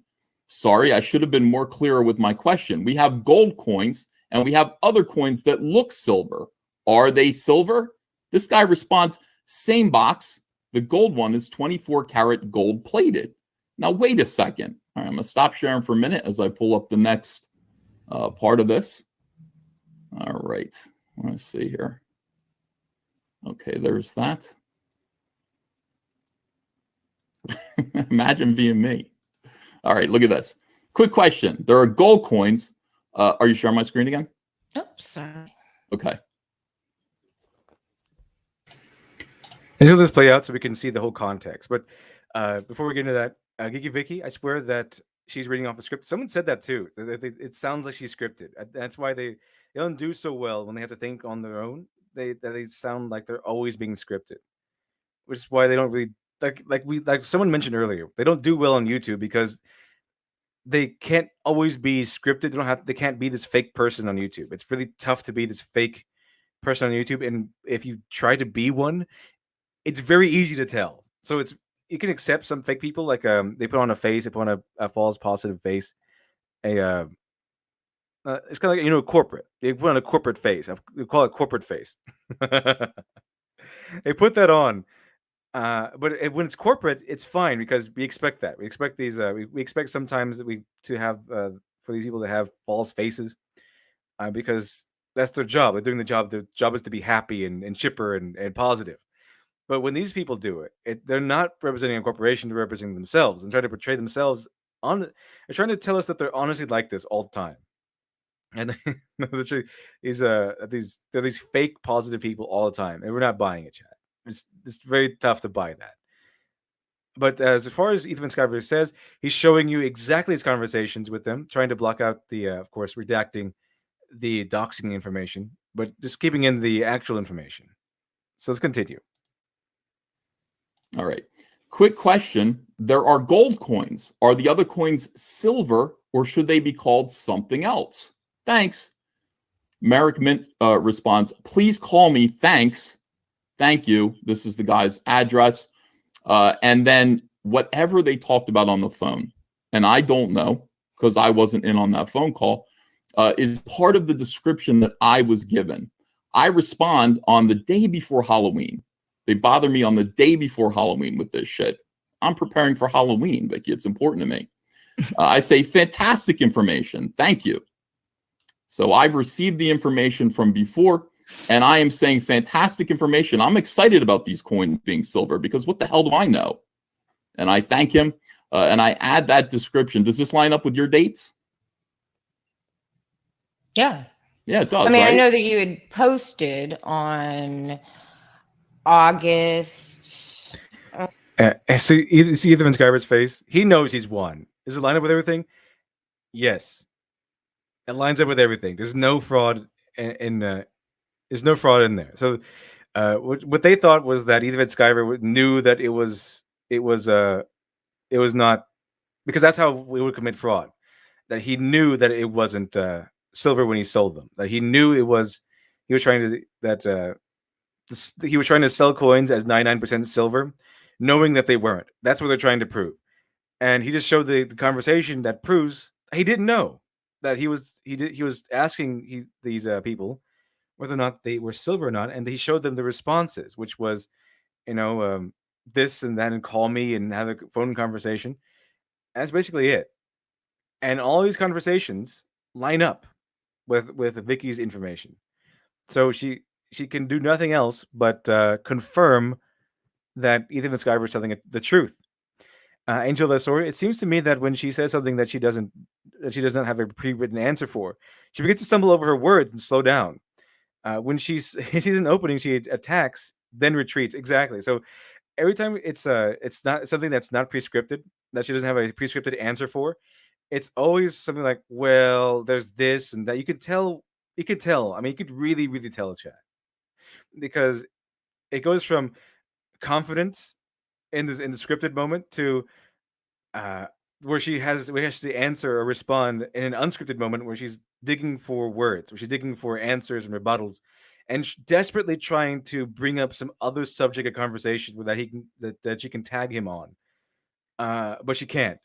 It goes from, oh, here's my journalist voice to this cranky, obsessed high school girl or something. Like it's some upset person. This a person doesn't know what they're talking about. It goes from someone who sounds prepared to someone who is scrounging for anything, desperately scrounging for anything to talk about because she has nothing left. She thought there was going to be a long conversation, thought there was going to be a conversation where she's going to be hammering Ethan and Skyver over and over again. She thought Ethan and Skyver was going to be running away, retreating, and hiding for and trying to dodge all of her criticism and critiques and all of her information. And he just came in and just showed everything, blew it out of the water, and all she can do is say yes. Let's see. Oh, we got a guest in. Got a guest in. Hey, Hello, Wenger. Hello. Oh, sorry, I'm late. No problem at all. We're just covering. I think we just got past the boring part of Ethan Van Sciver's stream with Icky Vicky here, and I woke up like 5 seconds ago. I woke up and I looked at my tablet and your thing was on there, and I was like, "Oh shit!" I forgot to tell you that it was AM.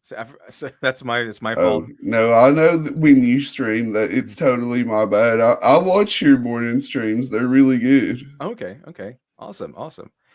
Well, welcome, Matt Wenger from the Wengcast. Glad to have you here. And Hey, what up? came in just in time. We're covering Ethan Van Sciver's very interesting and very short conversation with Vickyverse here. Oh yeah, this is great. Did you see it live, or did you catch it later, or have you seen it? No, I was at my day job when they did this, and then I watched it as soon as I got home. It was fantastic. Everyone was settling in, including myself. I was settling in for a long stream. I thought it was going to be at least an hour and a half. I was not prepared for this to be over and done with in 22 minutes. Well, he wrecked her entire argument immediately.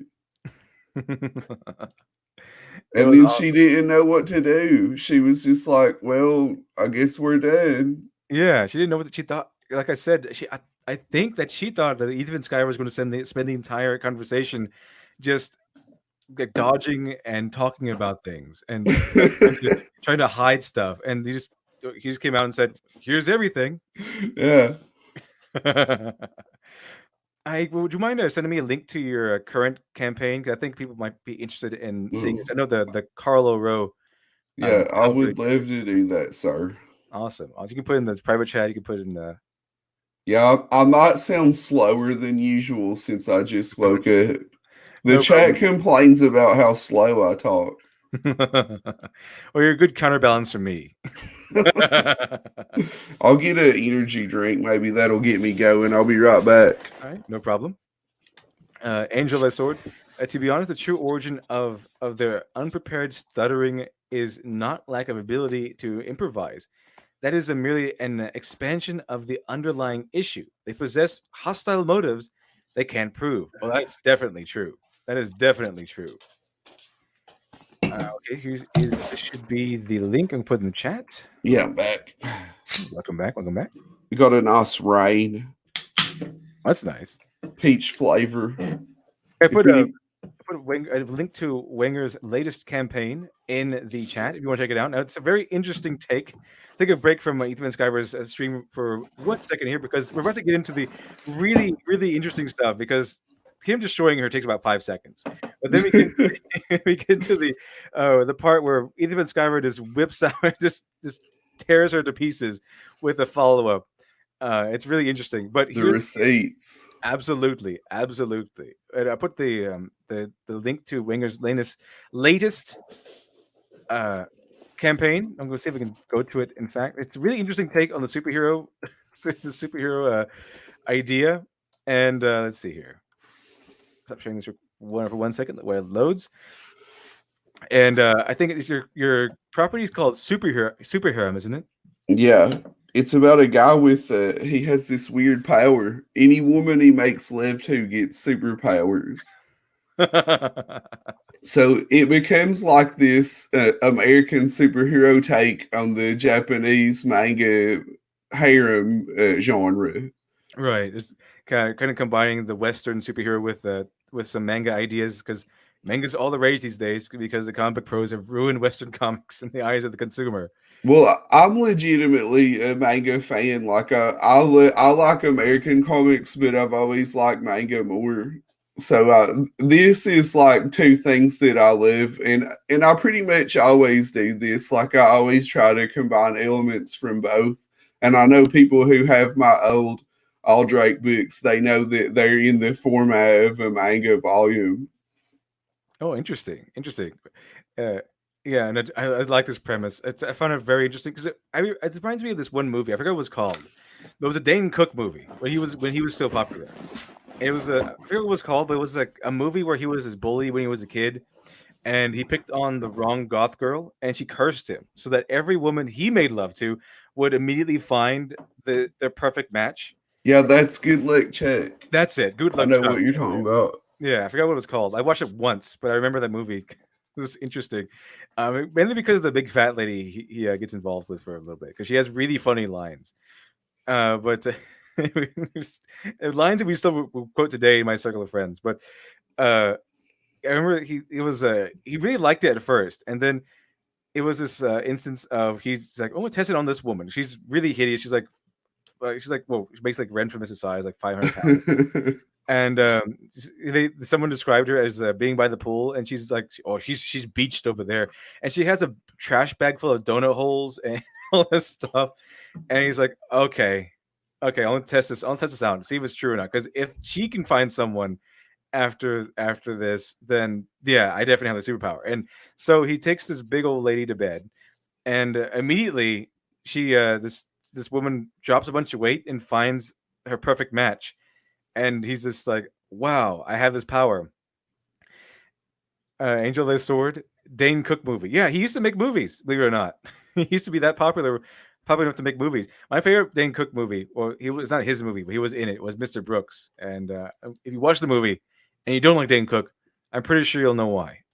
but but Well, I mean, what would he do now? Like, comedy is forbidden. yeah, especially his type of comedy. Yeah, but that's why I'm bringing it back. Yeah, this because what I've heard is that not only is this a it has all kinds of alluring things in it. It has a lot of like sexy time, a lot of things like that. It also has. You're also a fantastic writer. I've not written any of your work, but I've been told you're a fantastic writer. And what I can tell, you do have the knowledge, and you do have It seems like you have the expertise and Yeah, the know-how. I'm almost like a savant. Like, I'm really good at creating comics and nothing else. So things have worked out good for me that I'm in this position that I can do this because I have been sick of doing manual labor. Well, I'm pretty sure that'd be pretty tiring. That would get tiring very quickly doing manual labor every day. But yeah, this comic is a lot of fun. This is a special campaign that we're only doing for 2 weeks. So Mhm. if you like this cover that Carl made, it's only available here. So it's just a special thing that we're doing, and the comic's almost done. So you're going to get this really fast. Oh, good, awesome. And I've heard that this was not only just like an interesting look into the harem trope, but plus that the whole good luck Chuck version of his power. Yeah, and all the characters are based on those tropes, but they're kind of, I guess, Americanized, like the concept. Mhm. So the main character is Tim. You see him in the back there. He's just this regular dude.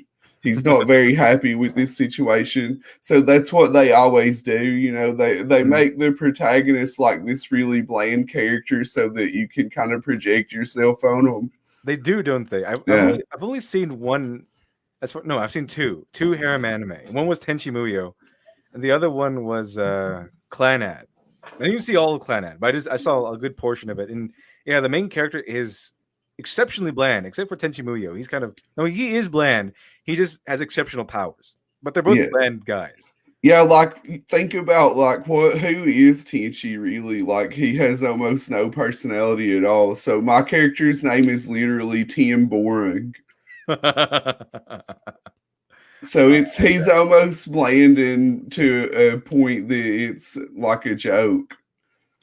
I like that, and immediately that's like the fact that it reminds me of Good Luck Chuck, and how I'm pretty sure that it's going to cause problems. I mean, Good Luck Chuck, it didn't cause him problems right away because he kind of liked it until he found a girl that he actually fell in love with, and then it became a problem because as soon as he took it further, she would find her perfect man, and he would lose her forever. So I can only guess that something like this might happen to him.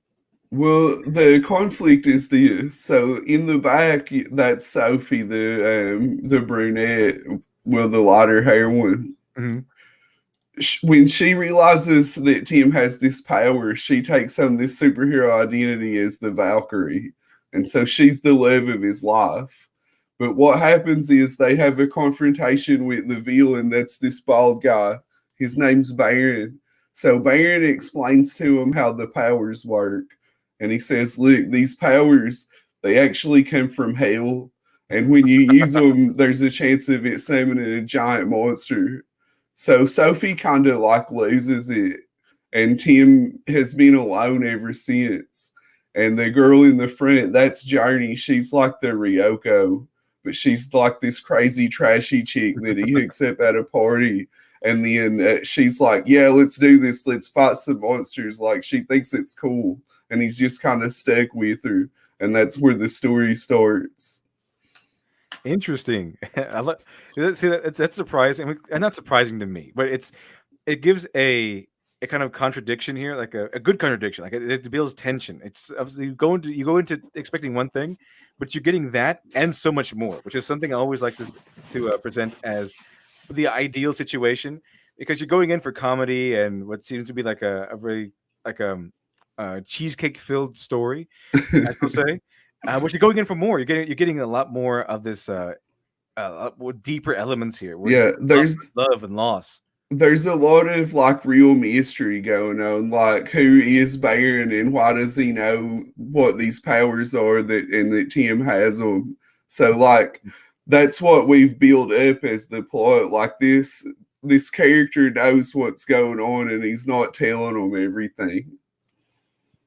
Interesting. So I can't wait to read this one, and I wanted to do this one in particular because this is done by a artist named Carla Rowe, who combined with Matt Wenger, with Matt Wenger the Savant, is Carla Rowe the Prodigy. Because Carla Rowe, I think he's like 23. Yeah, he's only 22 and he's doing stuff like this. He has Carl made our promotional art, and the actual interior artist is Joe Ball, but Joe is awesome too, like mind blowing this stuff that he does. Mm-hmm. If you want to scroll down, you can see what the sequentials did.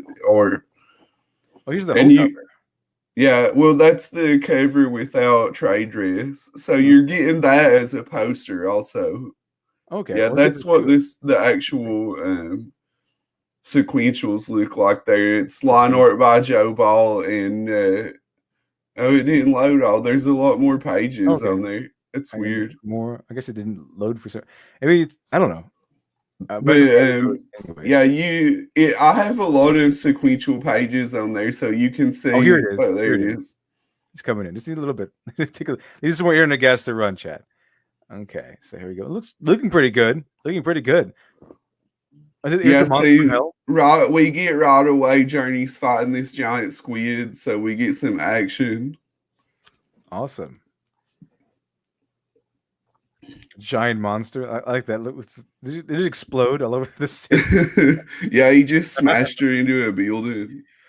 Let's see. I haven't backed this yet, but I haven't been meaning to back it. But I've been backing so many Comic Gate projects. Yeah, I need we understand. Hey, we're doing great. I'm really happy with this because this is just a 2-week campaign. Mhm. And look at what we've made already. From mostly our platform that me and Carl built the Wingcast platform together. And I've only been on one big platform promoting this, and that's Cecil's stream. So Awesome. a good deal of these books we sold all on our own without That's help. fantastic. That's fantastic. That's a huge victory. It's a huge accomplishment, and you should actually feel very proud for doing that. It's always a huge accomplishment when you're doing that all on your own.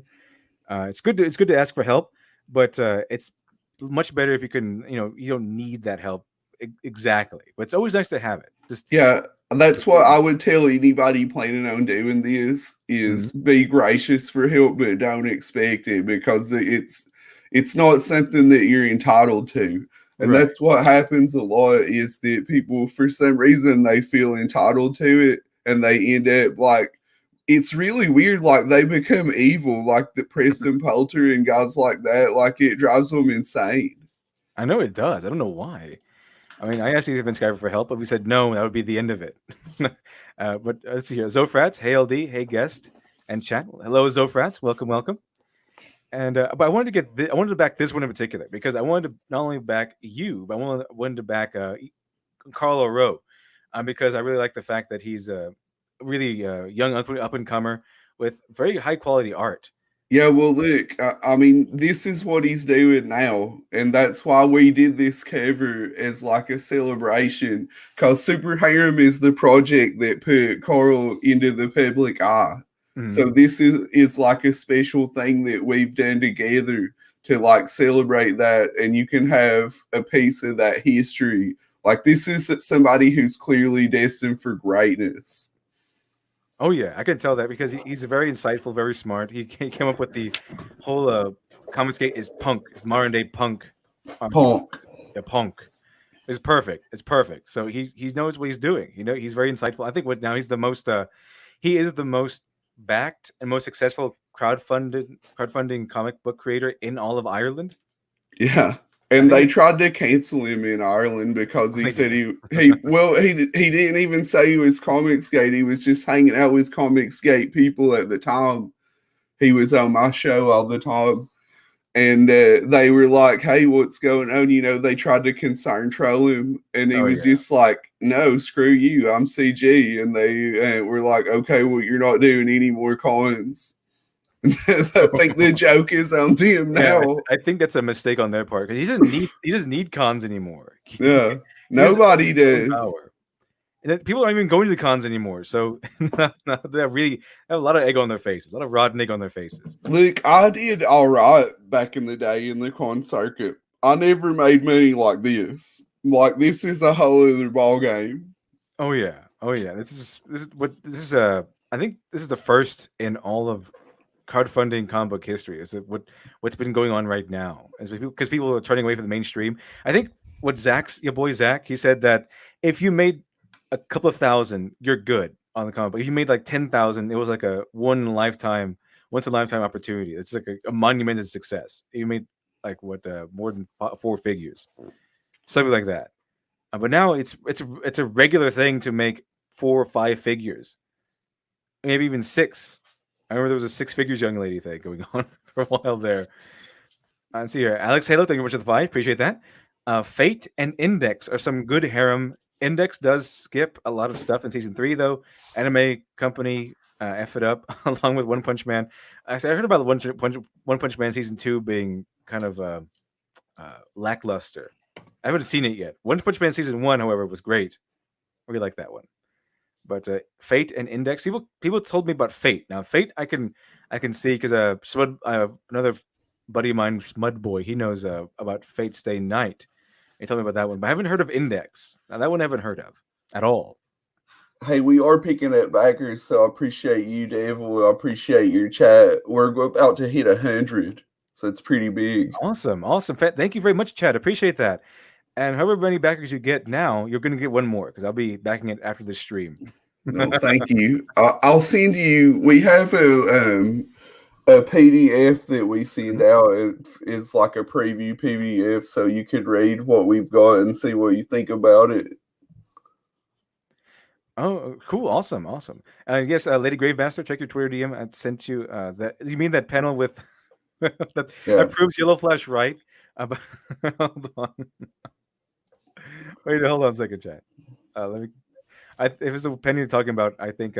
Yes, it is. Okay, so I saw that one just before I went on the stream. Actually, I think I sent it to Yellow's Flash. Maybe I didn't. I forgot. Maybe I forgot. I don't know. But let me pull it up real quick. But yeah, back superhero. If you look it over, find it interesting. Because not only are you backing Matt Wenger, who is, from what I can tell, very talented, very knowledgeable in these things, but you're backing a savant and a prodigy. It's like Abbott and Costello.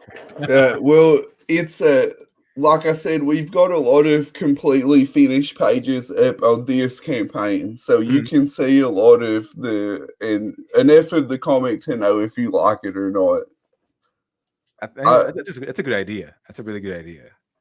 I think you have what the whole entire first chapter available somewhere. Yeah, I do. When people back the other campaign, I was sending out the first chapter as a PDF, but now I don't know who's backing this that already has it, Right. like the original campaign.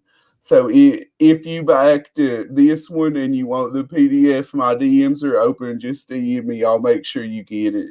No, I think you go ahead if you want to. You can just go ahead and send everyone who backed this. This the PDF again. I mean, I wouldn't mind getting it again if I had gotten it before. Maybe I lost it. Maybe it's just buried somewhere in my email. Yeah, I'm afraid of like spamming people up. Yeah. Like I always think that they're going to get annoyed if I spam them too much. Well, as far as I'm concerned, I wouldn't mind getting it again if I had already gotten it.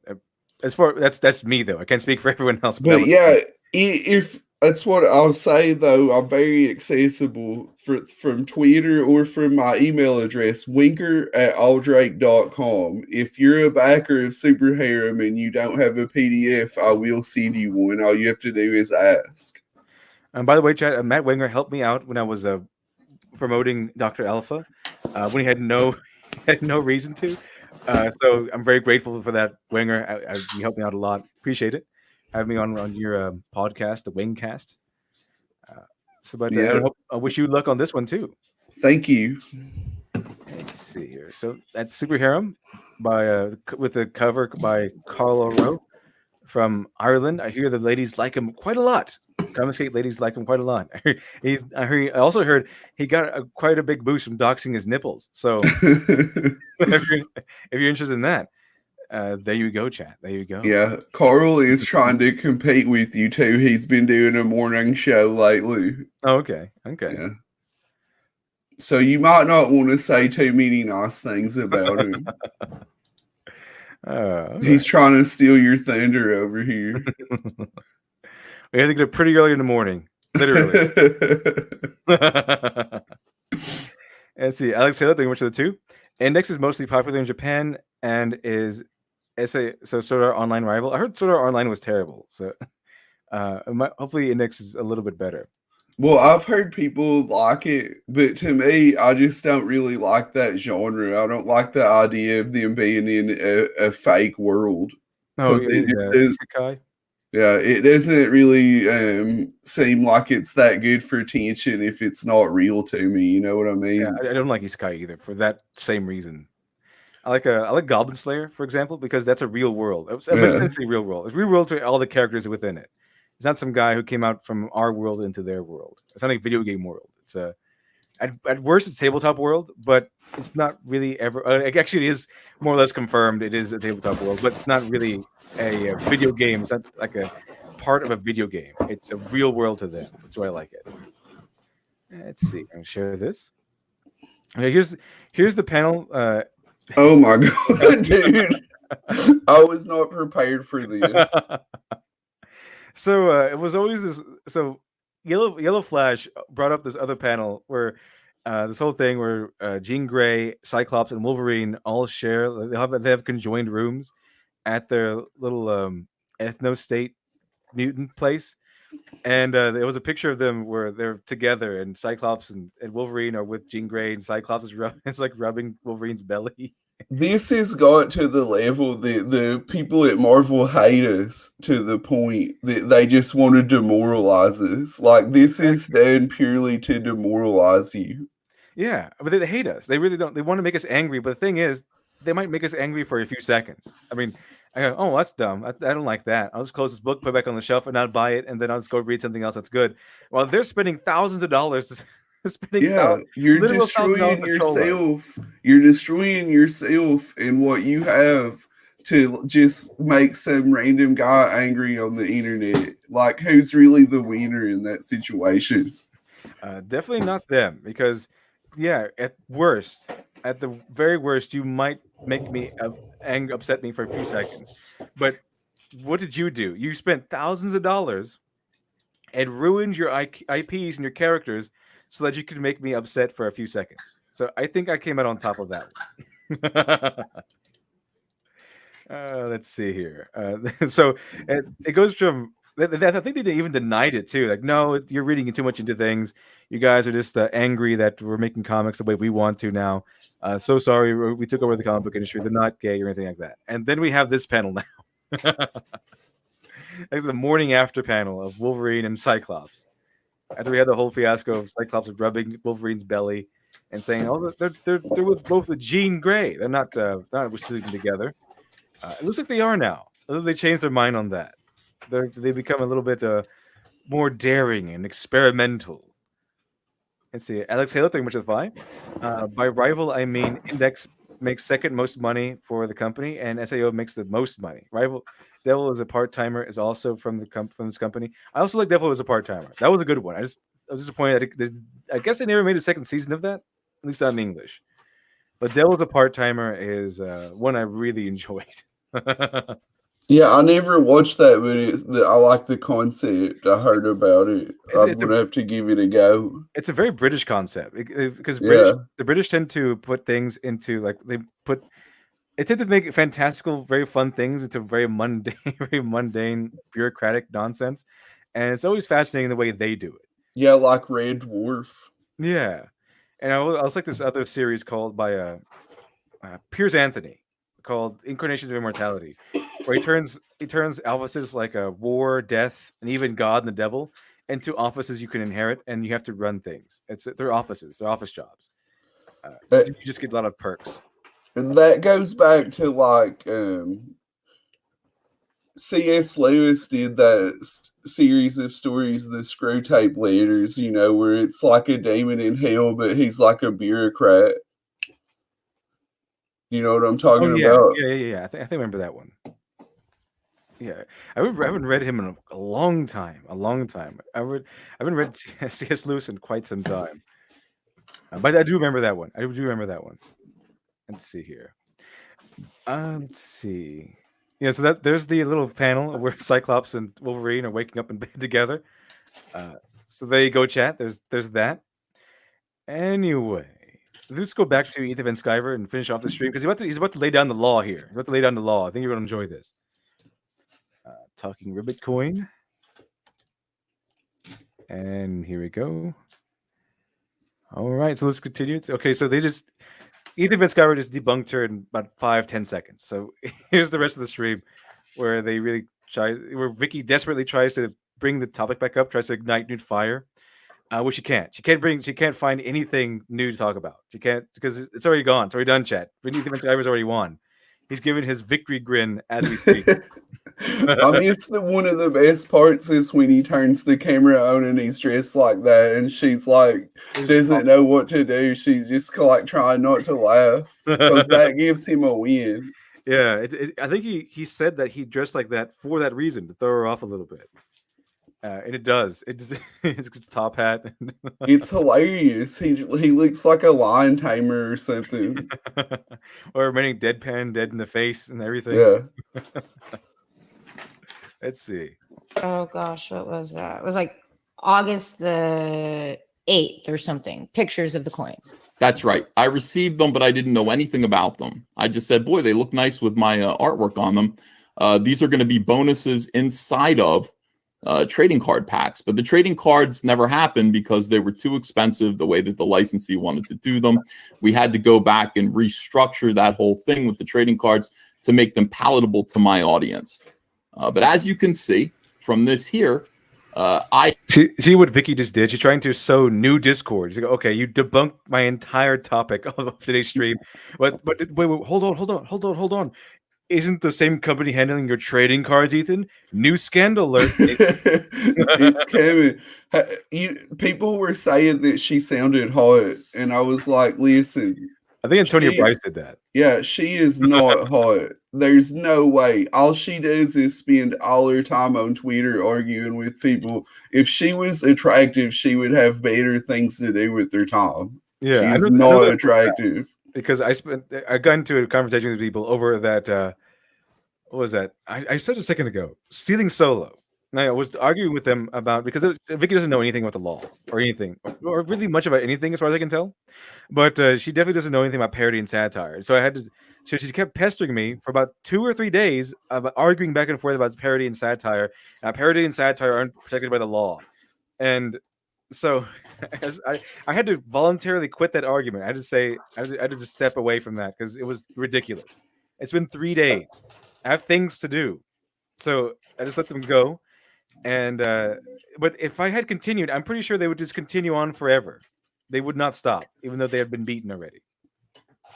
And so yeah, they spend 24/7 on Twitter. I don't know how they have the time to tweet that much if they're doing nothing else. Let's see. Insult to the Demon Race, thank you much with 5. From Angel That Sword, they're spending the majority of their resources on 3 seconds of me sighing, then putting the comic book back on the shelf. Exactly. That's exactly what they're doing. They spent thousands of dollars on artists and writers and production costs and printing and shipping, and all to make you sigh for a few seconds while looking on the shelf. And then not buy the book. Yeah, but they showed those Nazis. Yeah, that's what matters. When history looks back at this moment, they're going to know that what was important was making Wolverine gay. See, I may be out tens of thousands of dollars. Okay, I may have ruined my intellectual property, and ensuring future people will never buy these again and make me lucrative again. But I showed you. Okay, I made you sigh at a comic book store. And that's worth it because you are a Nazi. Yes, you're all Nazis and istophobes. Of course you are. So with Vicky versus Ethan Van Skyver obliterated her argumentation, and then she just instantly goes to, "Oh, isn't the trading? Are they making your trading cards too? Here's your new scandal, Ethan." She's trying to pick it back up. It's desperation here. She's desperately. She lost the first part. She's definitely trying to get a round 2. It's not happening because Ethan Van Skyver was like, "Yeah, they're doing the same stuff," but he knows trading cards. He doesn't know coins, but he knows trading cards. I had no idea of any of this stuff. I had no idea whether these coins were silver or not. I was told what I was told by the licensee. And the licensee apparently got it from the American Mint directly. I'm sure there was obviously confusion there. Now, because of this, Vicky, well, here's the good part. Here's the part that people clip, and fantastic. I really like it. It's one of those other ones one of the moments I wish I could frame. I think this is it right here. You guys are geniuses. Thank you so much for unraveling this mystery, because you did. Here's the message that I received, which led to other confusion. All right, share my screen, please. This is the licensee. Hi, Ethan. Just caught the broadcast about the silver coins. I have to start with an apology because I sent you erroneous information. These coins are not 99.9% silver. The JFK 2019 coins are authentic U.S. minted coins, but the 2019 99.9 silver run is not what we're selling. That's on me, and for that I apologize. We need to update the website, in other words, my Indiegogo page, which they had access to, and remove that sentence. Please note the silver color is the actual coin as it comes from the mint, not silver plated. So he wanted to put this in there. I guess that never happened. The gold coins are gold plated, so all good there. Again, apologies for any confusion I've created. Best regards. Now, I responded to this by saying, that's it. We're, we're taking the campaign down and we are refunding every single backer, even the gold-plated coin backers who got the exact product that we told them that they were getting, the exact product. Why? Because I don't bamboozle people. That's not what I do. That's not what I do at all. I do not like being accused of fraud. So there's the part where he gets the information that he did not know. He did not know that the coins were not 99.9% silver, because they had told him that's what they were, and then they outright told him afterward that, oops, that was our mistake. They're not actually 99.9% silver. We told you wrong, and we're going to update everything. And so Ethan Van Sciver's response was, no, we're going to refund everybody, and they get to keep the coins because we gave me some erroneous information, as you yourself said. So that's an interesting way to scam people, isn't it, Wenger?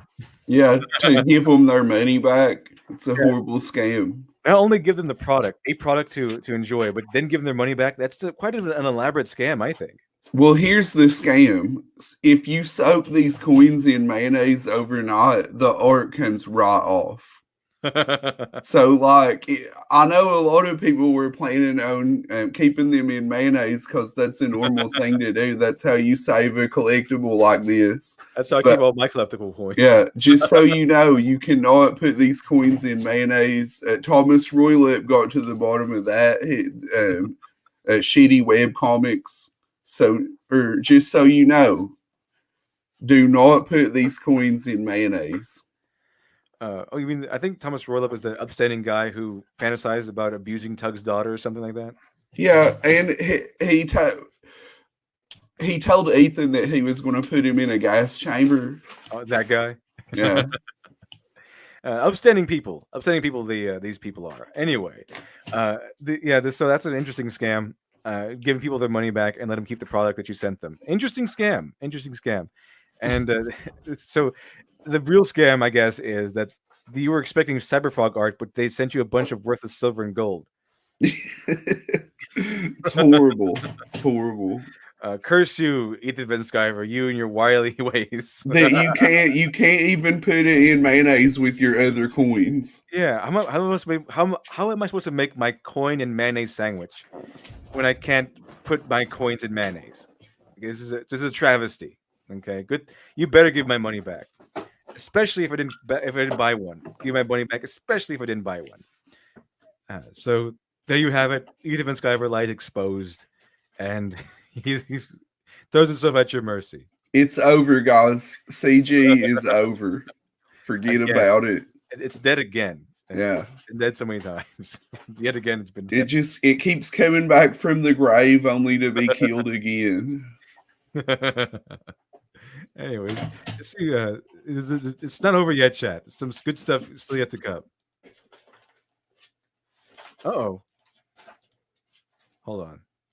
StreamYards, sometimes this happens to StreamYards. Okay, back it up a little bit and share it again.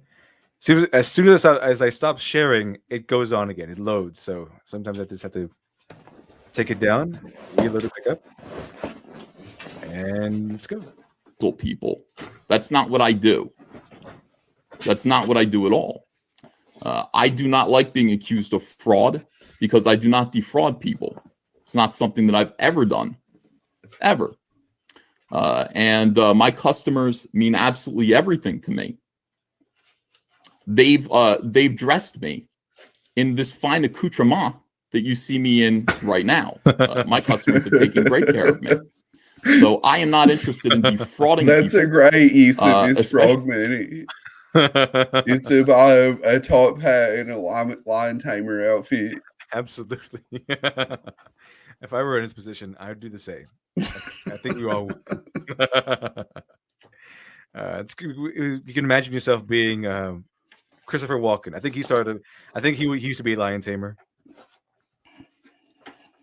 Have you ever seen that Monty Python sketch where the accountant wants to change careers and he says, "I want to be a lion tamer"? I don't think I remember that one. Well, it does sound familiar though, because that seems like something they would do. And the career consultant is like, well, maybe work your way up to lion tamer. And he's like, nope, I want to be a lion tamer. Lion tamer. Thank you very much. I just remember the Ministry of Silly Walks. Oh, yeah, that's the classic. Paltry sum of money like that. That's not something I do. So I would very much appreciate it if you and everyone else who's accusing me of fraud in any way would cease and desist, because my lawyers will kick your asses if you continue to do so. And now that you've seen the evidence, now that you know for a fact that I am not guilty of fraud and that I would not defraud my customers, I expect you to not involve yourself in what would legally be called defamation at that Vicky point. Dog defeated. In that you have the truth, you know the truth, and you choose to spread lies anyway. Now, as we were talking in the back room before this, see, that's Ethan Skyver telling her that she's been played. And this whole time, it was to come on, expose her to the truth, or have it recorded that she's been exposed to the truth, and have her acknowledge that she's been exposed to the truth. And now we have video evidence that if they continue lobbying this accusation his way, it would now become defamation, because they would know that it is proof that they know that this is a lie. Now they have now Ethan Skyver can claim defamation if they continue to do so, because they're doing so with the hostile intentions afterwards, because that's the only way they can do so. Move on from this and continue calling him a fraud. At least in this situation. See, B. Chandler, Vicky Dog, shut quick heck. Let's see here. Insult to the human race. I only wish I could look half as good in such a get up. I think we all do. Okay.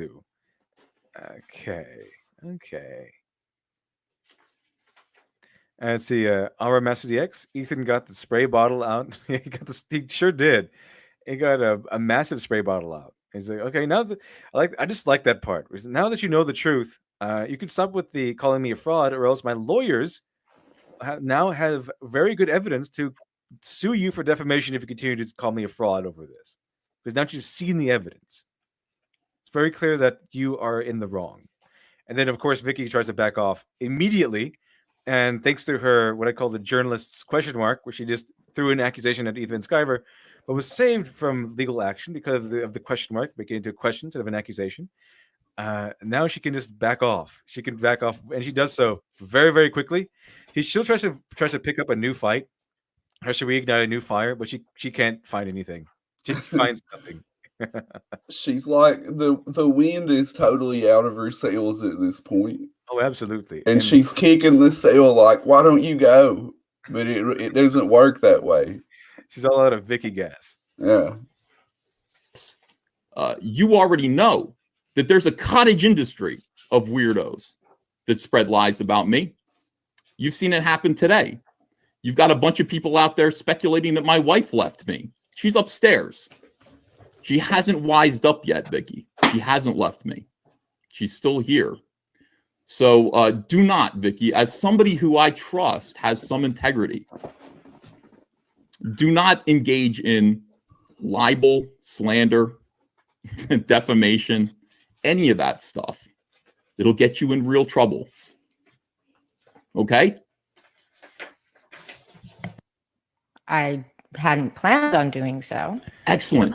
Well, of course you haven't. Why would you tell him, I'm planning on defaming you? Why would you say that? You see, like, she's totally speechless there for a second. She's like, yeah, okay. As soon as he brought up lawyers, and as soon as he made the case, like, oh, right, you're right. Now that I've been exposed to the truth, I cannot defame you anymore on Twitter. I can't call you a fraud anymore. What have I done? Is it criminal imagination? Thank you much for the 5.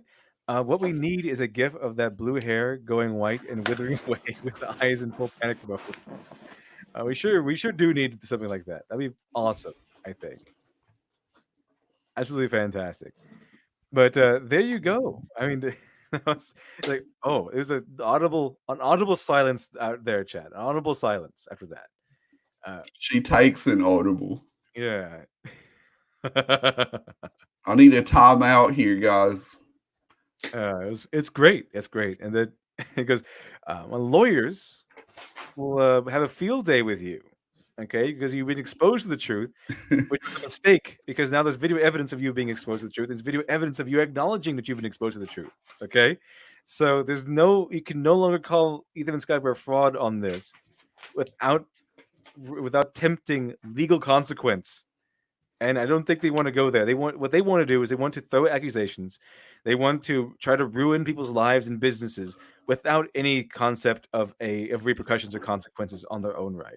Well, this is why these people rarely do live streams, because every time they do, they look silly. Every time, not most of the time, but 100% of the time, they get destroyed on these live streams. Yeah, Reinfamous went on a live stream and it completely ruined her career. Like, she was famous on Twitter and now nobody cares. Yeah, nobody cares. It just she has a following still, but she's not nearly as powerful as she once was, because now they know she's a lunatic who apparently lives in a house full of raccoons and stuff. So she's no longer a cat lady; she's a raccoon lady. That's what she said. I guess daddy's money only goes so far. Yeah, I mean, when you're spending so much on, we're spending so much at the grocery store. Maybe it's Oh, yeah.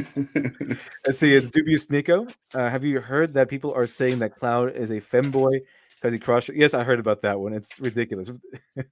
That would mean Goku is a femboy for those unaware. Goku cross-dressed to get a Dragon Ball. Yeah, there's an instance in Final Fantasy VII. This is from the original game. There's an instance in Final Fantasy VII where he dresses up as a woman to pretend he's a woman to sneak in to convince some boss or something. I forgot what the scenario was exactly, but they redid that and they released it and they said, "Oh, look, Cloud is he's trans now."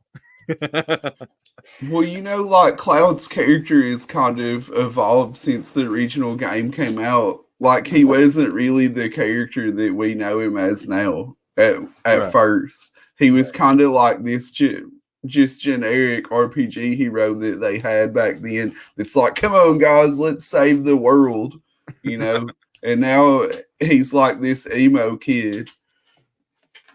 Yeah, I mean, I haven't seen the news stuff yet. I did see that part though.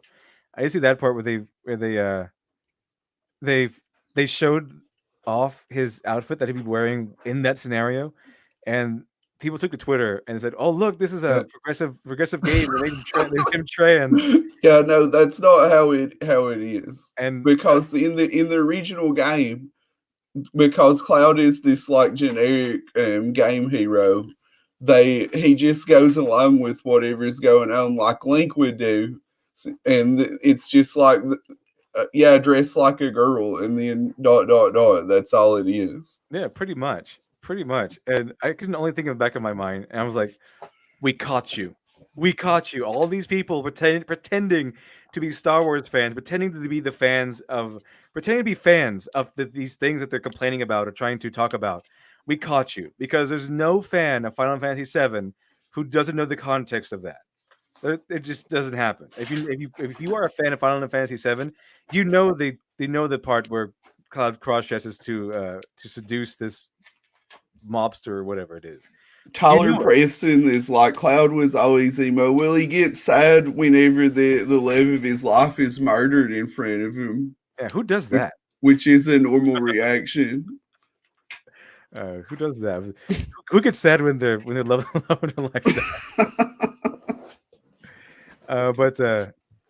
Yeah, Cloud became like this. He kind of was this emo kind of this. He was the archetypical edgelord. Yeah, he starts off with. I don't think he was as emo as we think of him now. I mean, I haven't played the game in like 10 years, so I might be remembering it totally wrong. I don't remember him being like that. I think he became more emo over the years, but I think he was always like that. It just kind of exacerbated that part of his character because it made him the cool guy. But I remember, when he gets really depressed and then he like kind of gets in a coma from being in the live stream or whatever, and Tifa's wheeling him around in a wheelchair, and that sound that he made in the like 32-bit game was like Bart meow, Bart meow. Let's see. Criminal Imagination, they went for the 5. Appreciate that. NPCs are like half boomers. They're always 20 years late to the party. Oh yeah, but I mean the point that you're making is they obviously don't know what they're talking about, so they're not the fan that they claim to be. Yeah, they're definitely not. They always try to pretend to be fans so that people will listen to them, and that the people who are making these properties will listen to them, thinking that they are a big crowd of loud, angry fans, and so that they can take over that way. That's how they've been taking over these franchises, just saying that they're fans, but they absolutely are not, and then screaming that things should all be different. So we have this scenario. I think people have named it as I'm a fan of this franchise that I hate. I love this franchise. I just hate everything about it. I want to change everything about it to suit me, but I'm a fan. Yeah, and so that's why in that instance, when they came out and said, "Oh, Cloud is trans now," I said, "Aha, we caught you." Yeah, this was always part of the game, and you clearly didn't know that. And then they not only that, they went ahead and said everyone who told them, all the real fans came out and said, "That's part of the game. Cloud isn't trans." They try to cancel all these people. They're saying, "Oh, look, this guy's a transphobe."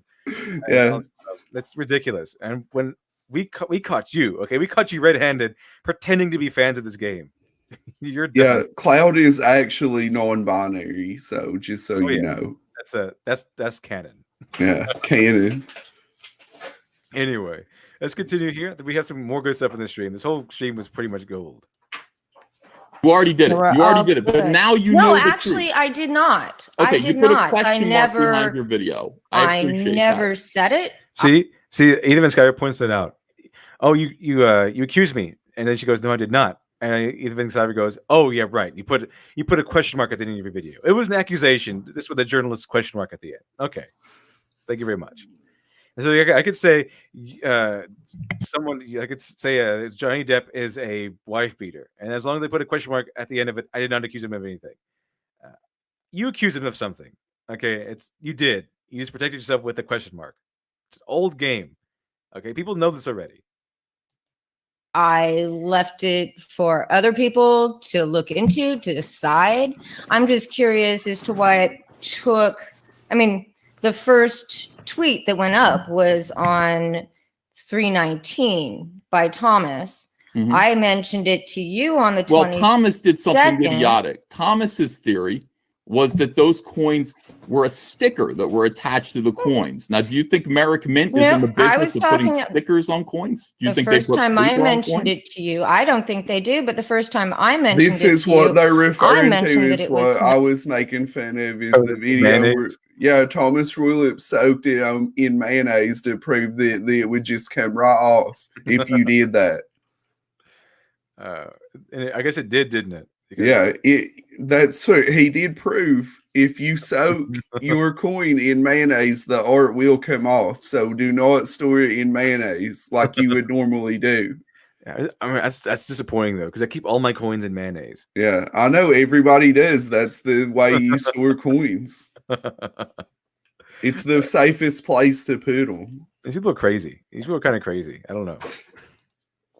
Not silver coin. You laughed at me, and that was, over 2.5 weeks ago, and nothing seemed to have been done until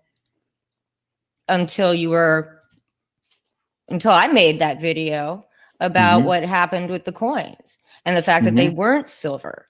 So you got to admit, it looks a little. Thank you for doing so. But see, the point of the matter is that you called me a fraud. You accused me of fraud. You guys, you've got Mike S. Miller so excited that I might go to jail for mail fraud. You must let that poor man down. I know that you had. That guy has all kinds of trouble right now. You do not want to disappoint him on this kind of a scale. You should let Mike S. Miller know that there is no mail fraud. There is no fraud. And these are important things. Now, as I said, here's the good thing. The good thing is, and I thank you guys. I thank you guys when I, posted on the Indiegogo. I said, I want to thank some vigilant fans. I meant you. And I meant Thomas Royloop, whatever his name is. Both of you guys.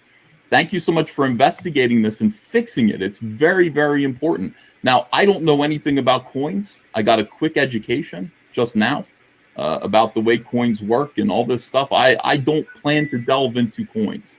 That's not my business. My business is comic books. But I will be doing other merchandise.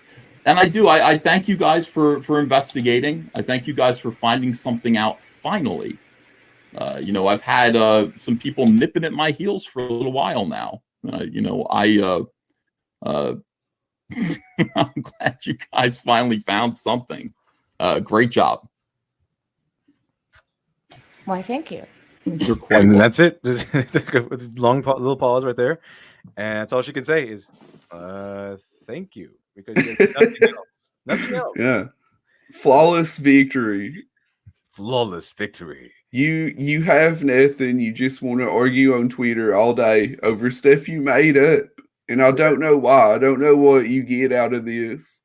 It's really strange to me.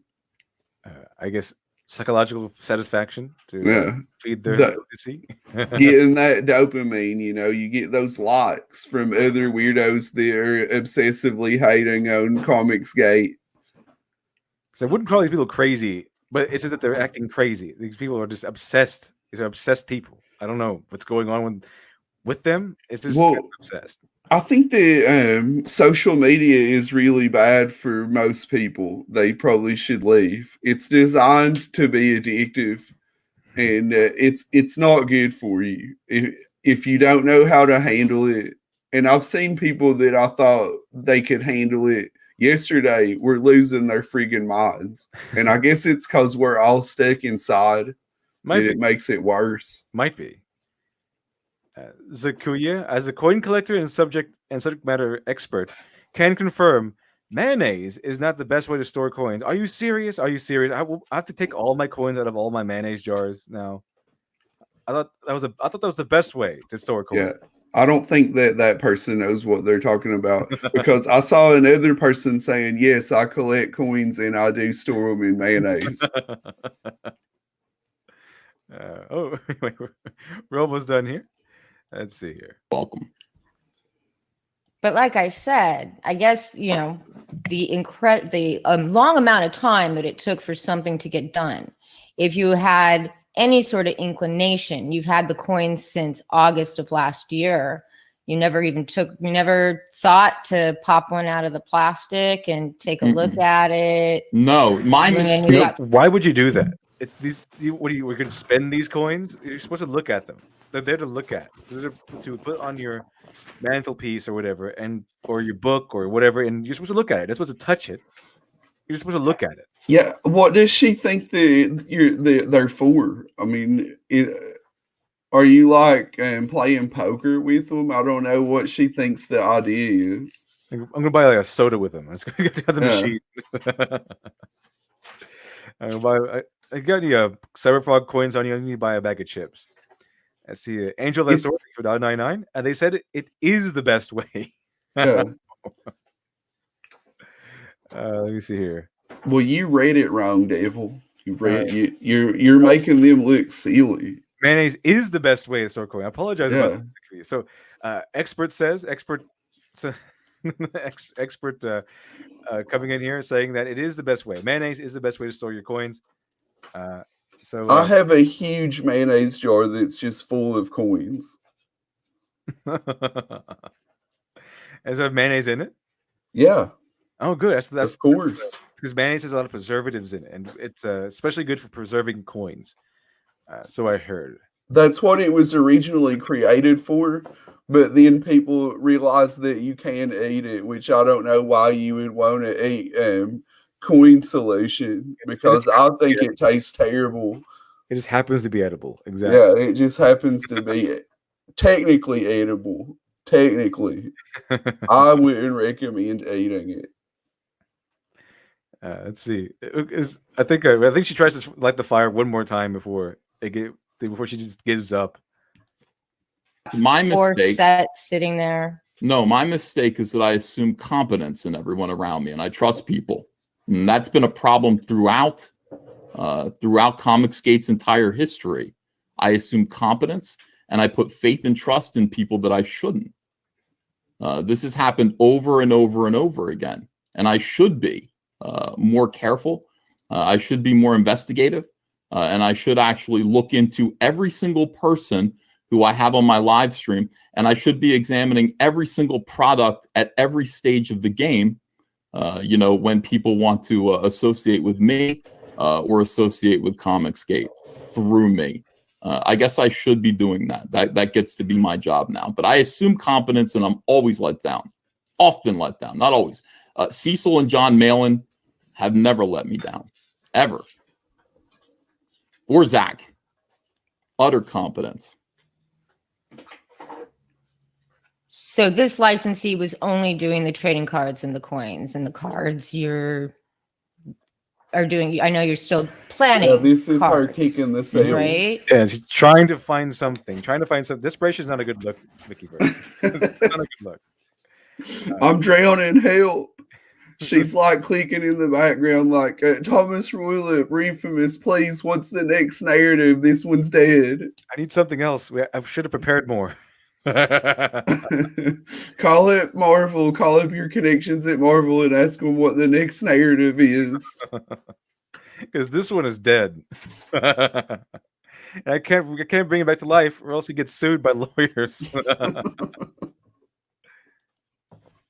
You're going to be doing a card set, apparently, like a card game set. I haven't been following your. I'm going to be doing all kinds of things. So. I'm going to be Yeah, doing she all, hasn't all been manner of following. products. She obsessed So where's about him all day.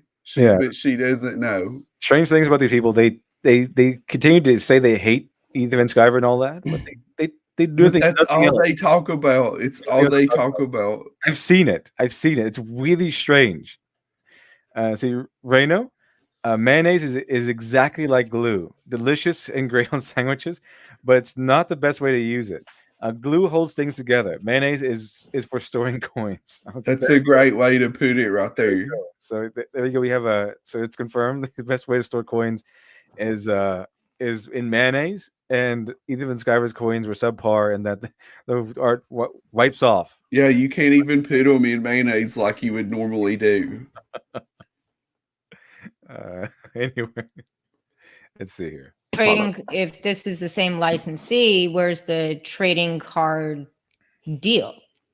Are you cutting ties with the licensee? Are you going to still be dealing with this exact same licensee? Yes. I'm going to be still dealing with them because I looked at the conversation there and it was strange and confusing. Okay.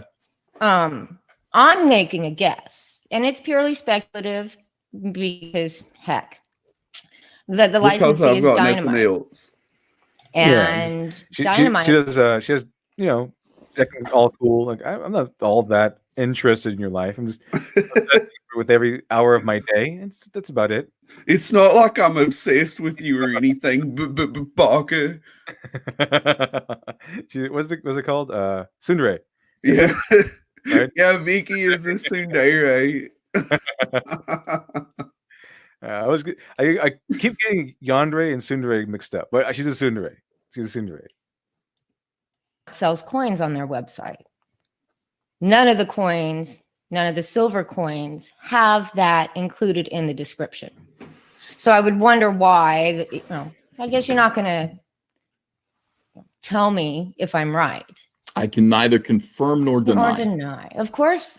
And I have no answer. I have no answer for that. That's not my business. That's why someone who obviously, in my my speculative nature here, the company that's obviously been dealing with Merrick to make those coins would know that those coins aren't 99.9% silver because they're already all over their website. This is my business.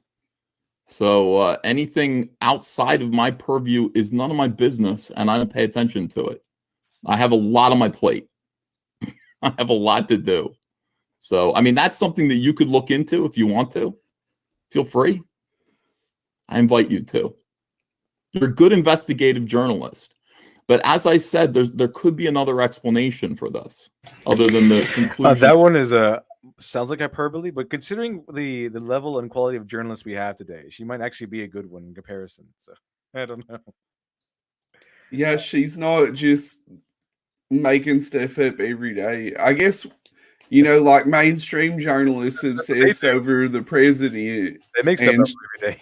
You've got to have somebody to obsess over, clearly. So she's obsessed with Ethan Van Sciver, like a mainstream journalist would be obsessed with Donald Trump. Yeah, they came out with a dossier where he pees on Russian hookers, and they wonder why we don't listen to him anymore. Yeah, like as soon as that was being passed around, I was like, this is obviously bullshit. And people just ate it up. And it's so funny to me. Like, why would you believe that? And who cares? Who even cares if Donald Trump went to Russia and paid hookers to pee on a bed? Like, this is what you don't understand. Is when I voted for him, I knew that he was a sleazy billionaire. I knew that if Donald Trump paid hookers to pay on a bed, I would just be like, oh, well, that sounds about right. I'm surprised he didn't. I mean, surprised if he didn't do that. Actually, he's an orange game show host. I mean, like, people were voting for him in spite of these things. Like, it's not a gotcha when you say, yeah, he's orange. I know that he's orange. I've known that. I have eyes. I can see that he's orange. Like, he's a minority here. Okay, there's never been orange people in America. Yeah, why don't you respect orange people? Why do you hate them so much? Yeah, just check your privilege and respect orange people. Hey, people are saying something interesting in chat. Alex, we all know that Chi-Chi drugged Goku before Snoo Snoo. Do you think that Goku knows about sex? Do you think that how did he have kids? Because he doesn't seem to know. I guess I don't know. I've watched Dragon Ball Abridged. I think it's kind of like that, where Chi-Chi just does things to him, and he's like, "Wow, this feels really good," and then she's pregnant. Oh wow, Chi-Chi, I like that. That's something she's pregnant, and Goku goes, "Bulma, sex makes babies." I don't know if you should be touching me in my no space. Yeah, everyone should respect Trump's minority status as an orange person, as an orange person, a person of orange color, an orange American, an orange American. Okay, from I don't know where the orange people are from, but he's an orange American. Just respect his president. Yeah, Guidos we call them. I for one am very proud that we finally got our first orange president. Yeah. The Guidos have been oppressed for far too long. Exactly. It's current year. It's about time that ends. And finally, we have it. We have our answer. They're as human as you or me. Yes, we finally have the first. Right after we had our first black president, we had our first orange one. Yeah, it's truly making strides in today's current era. That you leapt to and let other people leap to. There could be another explanation. Well, my explanation for me was always pretty much it was just cock up. That's all it was. It just depended on, it was just where that cock up happened, who decided, whether it was your cock up or somebody else's. In anything my cock's possible. Always up. All right, let's change the subject. Let's talk about something else. Is this the totality of this live stream, or do you? I remember Ethan said, "I can't believe I said that." Did I say that? Yeah, that was just good off the cuff. Yeah, that was pretty good. Vicky couldn't do anything like that. But this is where we see she has nothing else. Yeah, she's just trying to gather something new by going over stuff they've already covered. Which is why Ethan Van Sciver is going over. Okay, stop. I'm sorry I was late, but I'll have to run after we finish this because I got to get to my day job. Oh, that's no problem. I'm probably going to end it after we finish this anyway. But that's why Ethan Van Sciver says, stop what you're doing. Can we move on? You're just going over the stuff we were already covered. Okay? Yeah. Anything else? But that's literally all she had. You have other questions? that was pretty much it for me. I wasn't planning on delving into, the morass that is CG versus what you call anti-CG The or anything like wonderfulness, that. the wonderful world of Comicsgate, our consumer movement, okay, in But which see, I don't customer know service comes first, and that's important. That's very important here. That Well, is see, why. for me, just to interrupt, I'm sorry, and I apologize, but for me, a consumer movement is made up of consumers, not those that produce. Mhm. So once you add all of that into it, for me, calling it a consumer movement is just a complete and total misnomer.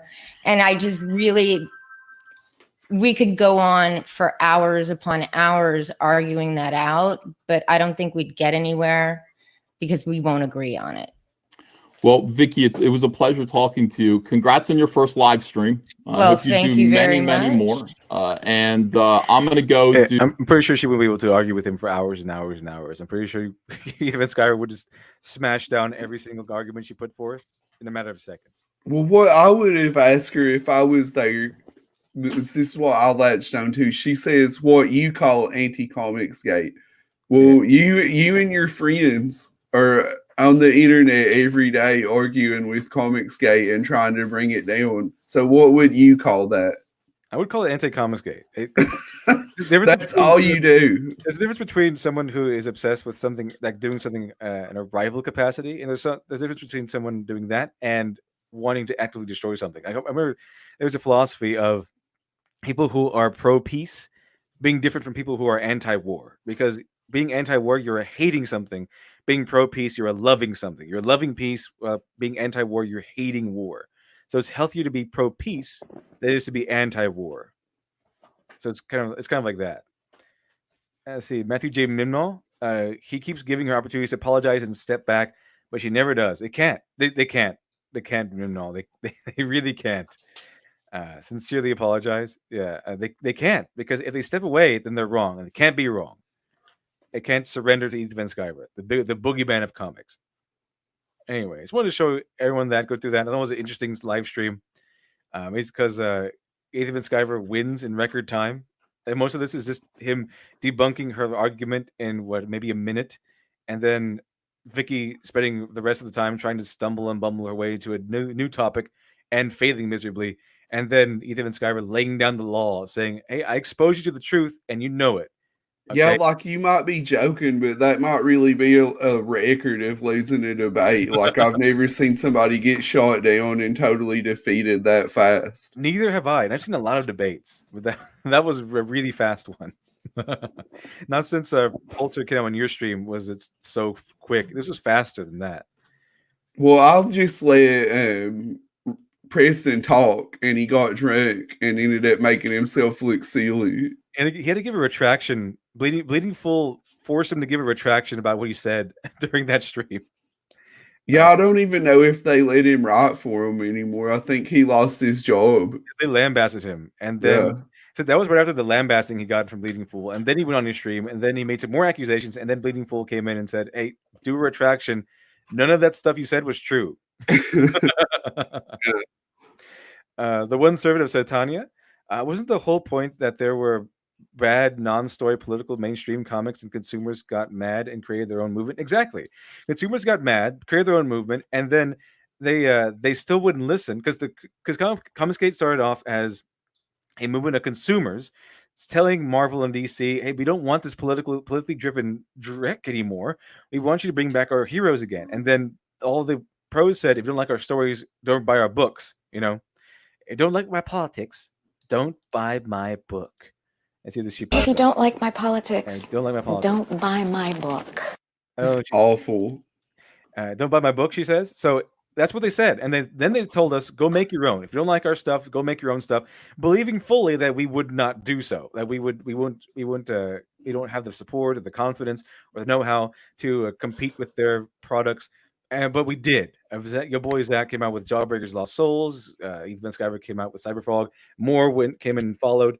And that's basically what happened. Yeah, this is what you don't somebody like Vicky doesn't realize when you're saying, well, if you're a consumer movement, why are you producing? This is the thing, like Gamergate, if they could have made their own games, they would have. It's harder to make a game. It takes a lot of people to make a game and a lot of money.